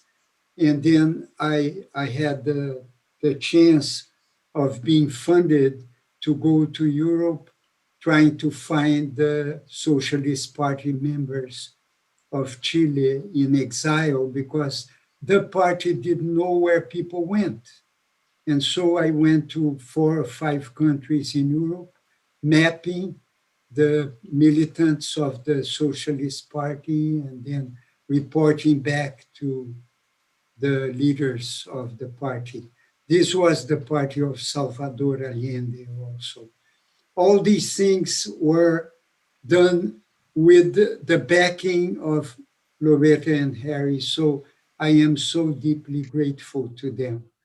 Plus the friendship that we built, which was for me so important, because first time I was out of the country as an exile or a refugee, and building new friendships was extremely important for my cure, my healing, all the broken heart that in mind that I was suffering. And the second thanks are for Mary Carolyn and Jim. Jim has been a brother all these years, and he is incredibly dedicated to our family. It's just an amazing loyalty that we feel, that reinforces our feeling of brother sisterhood. And it is really great every time he comes to Brazil. I haven't seen him in the States in many years in my travels, but in 2005, Jim invited me and I spent 1 semester teaching at Brown. It was a tremendous experience also. And then the book that was the channel for me to reach Kathy. And that changed my life once more. So you are all part of this story directly, the two of you. And the book is doing good for so many people, Mary, Carolyn, and Jim. And I am so grateful for that tremendous initiative. But Jim is also doing good to people with his other books. I really think that it makes Jim a Brazilian American for all the work on Brazil he's doing. So Mary Carolyn and Jim, I am deeply grateful to you both. And then a tremendous brother that I have, Bezad. We've been together as brothers for so many decades. And he is just going to turn 70 in September. I'll be right? 71 actually, and I didn't tell anybody. I'm the first one who got you high, too. Of what? What's that? First one? The first one to what? Get him To high. Get him high. To get me him high. Remember Maconha. listening pot. to Les McCann And now That he's was- using it in a different way. Now Yes, he's I using am. the CBD, I don't know, Cannabidiol. cannabidiol. right. Yeah. Well, I'm still using so the real thing. yeah. Okay, brother. And then his family, his two sisters, and we created Roxy. an extended family. And my Plus cousin Roxana. yeah. Yeah. Roxy, Our- Roma, and Sima. Yeah, our experience of living together was tremendous. Bob was part of that. We've had so many laughs with Bob because he was so dramatic all the time. and for us, there was no reason for it. So it was really funny. The poor And house also a faithful friend of ours. What is it, Pesad? The Porter Street house. There were seven of us Porter. living there, like three from Iran, one from Chile, one from Brazil, and one from the U.S., or two from the U.S. even. And Pancho didn't live there too. He was from Bolivia, no? Yeah, Pancho. He didn't live there. No. He was not in exile. Yeah, go ahead, Pesad. And then we had the best parties in town too. Remember? Yeah. Because all these gathering of all places, great dance parties and lots of good discussions. Yeah. And lots of good rice, that lovely yellow rice you used to make. Yeah. Delicious. It was, how is it called, that rice? It's called hadig, which is bottom of the pot. With turmeric. With turmeric? Actually, it's mainly saffron. Saffron, yes. Yeah. Oh my God, I remember And we that would dish until fight for today. the I miss bottom. that. We would fight to get the bottom that was yeah, the hard. bottom part. Yeah. I'll come down to Rio and cook it for you guys. Oh, marvelous. We love it. We love it. Yeah. I love that rice. Okay, my last words are for the Earth Onion people, wonderful friends who remain 40 years later, almost 50. And we are so grateful for that performance and all the dedication to our demonstration, which included some risk, and yet it worked so well after all. And the Washington Post, if I'm not wrong, published that picture, didn't it, Harry and Loretta?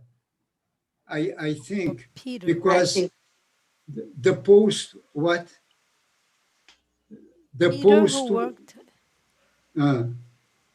No, this Peter who said he worked at the Washington Post. Wait. No. That's different. Let me finish my story. And then I mentioned Peter.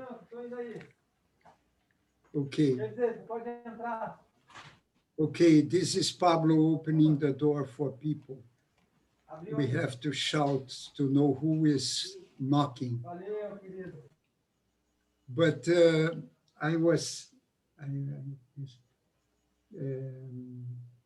lost my track with all these. You were on Earth Onion. With Earth Onion, yeah. Washington Post. Yeah, Washington Post. They were at the porch of the White House. They're journalists. And they took a picture from there. And from there, it was possible to read the words US, stop US dollar complicity with Brazil. Loretta, please correct me if I'm wrong, please. I'll have to do some research just to find it in our files, or maybe Jim's got it. Jim's probably has it. The fellow was named Dan, who was the journalist. Dan Griffin. Oh, but Dan Griffin was the interview. So Marco's picture was published in the Washington Post, but the picture of the demonstration was not. Was not? Are you sure? Yeah. Okay. I really researched the book. Okay. I heard someone from maybe it was Dan at this point, who said that people could see and read the banner from the porch of the White House, which means it's so true that right in the beginning of the breakfast between Nixon, Kissinger, and Medici, they brought some, how do you window call coverage. Window coverage. Right. Yeah, and blocked the view from Lafayette Park, you see, because they could see everything that was happening. And Medici was furious. Yeah, it was supposed to happen in the Rose Garden, but they were predicting that it was going to rain, so they moved it to the front porch of the White House. Then they were able to see everything. Serendipity. You and I found, Jim, was a scan of the park permit. Right. Do you have that? No. I will send it to you. Great. There's a That's scan wonderful. telling us Wonderful. where we could be, and by the way, there's going to be a diplomatic meeting. And so And Marcos, you're giving me an idea for someone doing research at the Washington Post archives and photo archives. It's possible good idea. the photographers took pictures that they weren't published, because it would be like, that might be a possibility. Oh, yeah. Good idea. It's probably in the works. Well, that would be a great finding, I think, for you people, researchers. No. It would be great to have. In any case, my heartwarming thanks for you women who were there with your guts, energy, creativity, and dedication to our cause, with an empathy that I wasn't expecting to find in all of you. It was amazing. Thanks. You so were a much. great gift to us too, so. That's Mary, one day sure. you should meet all these people, Mary, because they are special. Lori, you too, if you ever come to DC, try to find them. Patty in Maine, and the others. I mean, Loretta and Harry are up in the mountains, but you can find your Colorado. We got Colorado. And Susie's in DC? Yes. In DC. Yeah, DC. Patty in Maine. Patty in Maine. Yeah. Close proximity to DC. And then Mary Carolyn lives in New York, right? No, Virginia. Virginia. Oh, where in Virginia? Okay. Norfolk, or Virginia Beach, really. Virginia Beach, Norfolk. Oh, Virginia Beach. Okay. Oh. Where's Bazad? I am in Charlestown, West Virginia. Oh. West Virginia. 55 miles from DC and 5 miles from Harper's Ferry. Okay. The site of the standoff with John. Right. Yeah. Now, one last word about Peter. Peter was a unknown to us until we had this agitation in the streets, and it was Peter coming. But I wasn't there. Only you people who demonstrated were there. And because I was forbidden to do any political activity, I had to leave the city and go to, what's the name in Michigan? Ann Arbor. Ann Arbor, where another Brazilian was living and teaching, I think, Nora. And I spent those days of the demonstration at Ann Arbor to be concealed and not related to what was happening at the door of the. It was your alibi. It was my alibi. And Peter met my mother and Augusto first, and this whole group of people here, because he came out of the OAS meeting with Medici. It was only for the press, and he had a card as a press person. And so he went in, and in the middle of Medici's talk, he gets up and shouts, "Mentira, you are telling lies. That is a military dictatorship." Of course, the FBI fell on him, took him out, and asked for papers. And after that, he went to the demonstration you were holding at Lafayette Park. So thanks so much for your brave action, Peter. And there we are. And Peter, now you're living in Verzopolis? What I did is a drop in the sea compared to your life, Marcos. My friend, I thank you for remembering that. I tried to forget it because I could have done a better job. If we remember what Pablo said, some moments ago that if we value the present as the condensation of past and future, you take only that moment, it has an eternal value, what you did. It was an act of bravery, which is going to remain even if that moment is past. Absolutely. And is it not that we could not, all of us, do a better job in one moment? Yeah. I'm sure Right. we can, but you can't just feel sad for that, because I'm sure we all had that moment where we could do a better job, but. You know, one of the things that really inspired me to write the book, We Cannot Remain Silent, was that if you analyzed it compared to the Chile Solidarity Movement or the Central American Solidarity Movement, it's a very tiny group of people. I almost interviewed everyone who was involved in it. I didn't manage to interview Peter, although I'd heard that story. But yet every single person involved in this activity did things that really changed significantly, not only, I think, foreign policy in Brazil and the effect of the dictatorship, but changed people's lives. And I think what I learned from Marcos, I learned from also, I think, the civil rights movement, is that tiny actions can make huge differences. And so when a person is doing something very small and very personal and very meaningful, we don't know what its results will be, but they can be incredibly powerful.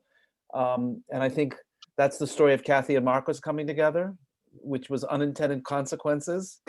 But I think also the power of the people in DC, Loretta and Harry and everyone else who were involved in denouncing the dictatorship throughout the country and throughout the world were very, very important in the process. Just as today, there's a new movement, a big movement that is fighting against the current situation in Brazil and fighting against a semi-fascist or neo-fascist government that's in power. And so everyone can do something.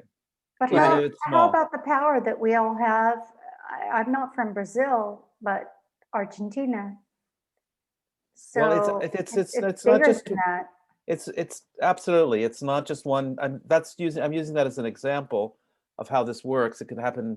Brazil, it can be a person just focusing on their community and what they're doing in their senior living situation in Washington, D.C. that Patty's involved in. It's doesn't have to be international. It can be very local. But international and very local. That's what I like. Yeah, at the same time, yeah. It's like your neighbor, your whatever, and we can make it, it's international, but yet it's very intimate and with people that they might be your neighbor, and that's it. That's how we change a world. Marcos, as your younger brother, I want to encourage you to consider taking a rest now and ending the meeting so you can have time for the next marathon tomorrow. Because if I know Brazilians, if it's one meeting that's scheduled for an hour, it's going to be 3 hours. And if you have two of them, you're going to be in meetings all day. So we want to thank you for being you and just continuing to be the glowing person you are that inspires us all. We love you. All of us love you very much. Right. Happy birthday. Happy birthday. Happy birthday. Viva Marcos! Viva Marcos! Viva Marcos. Viva Marcos. Viva Parabéns. Marcos. Parabéns. Should be closing us down. Yes. Thanks for recording it. Thank you, Loretta. Thank you, Harry. Thank you all. Thank you, Harry, Moni. You were Loretta, wonderful in organizing Susie, this. Patty, Let's Susie, set another date, and sometime. Kathy, Nancy, Mary Carolyn, Peter. Bye, everyone. Bye. Bye, everyone. Love you so much. Susie, Bye. we have to see each other Hi, again, Monica. and Patty. Yes, Okay, yes. let's organize other Zooms. Yes, Other please. Zooms. Yes. Yes. Okay. Bye. Yeah. Bye-bye. Okay. Love you. Bye. Bye. Bye. Darlings. Thank you, Monica and Pablo, for arranging all of this. It's amazing.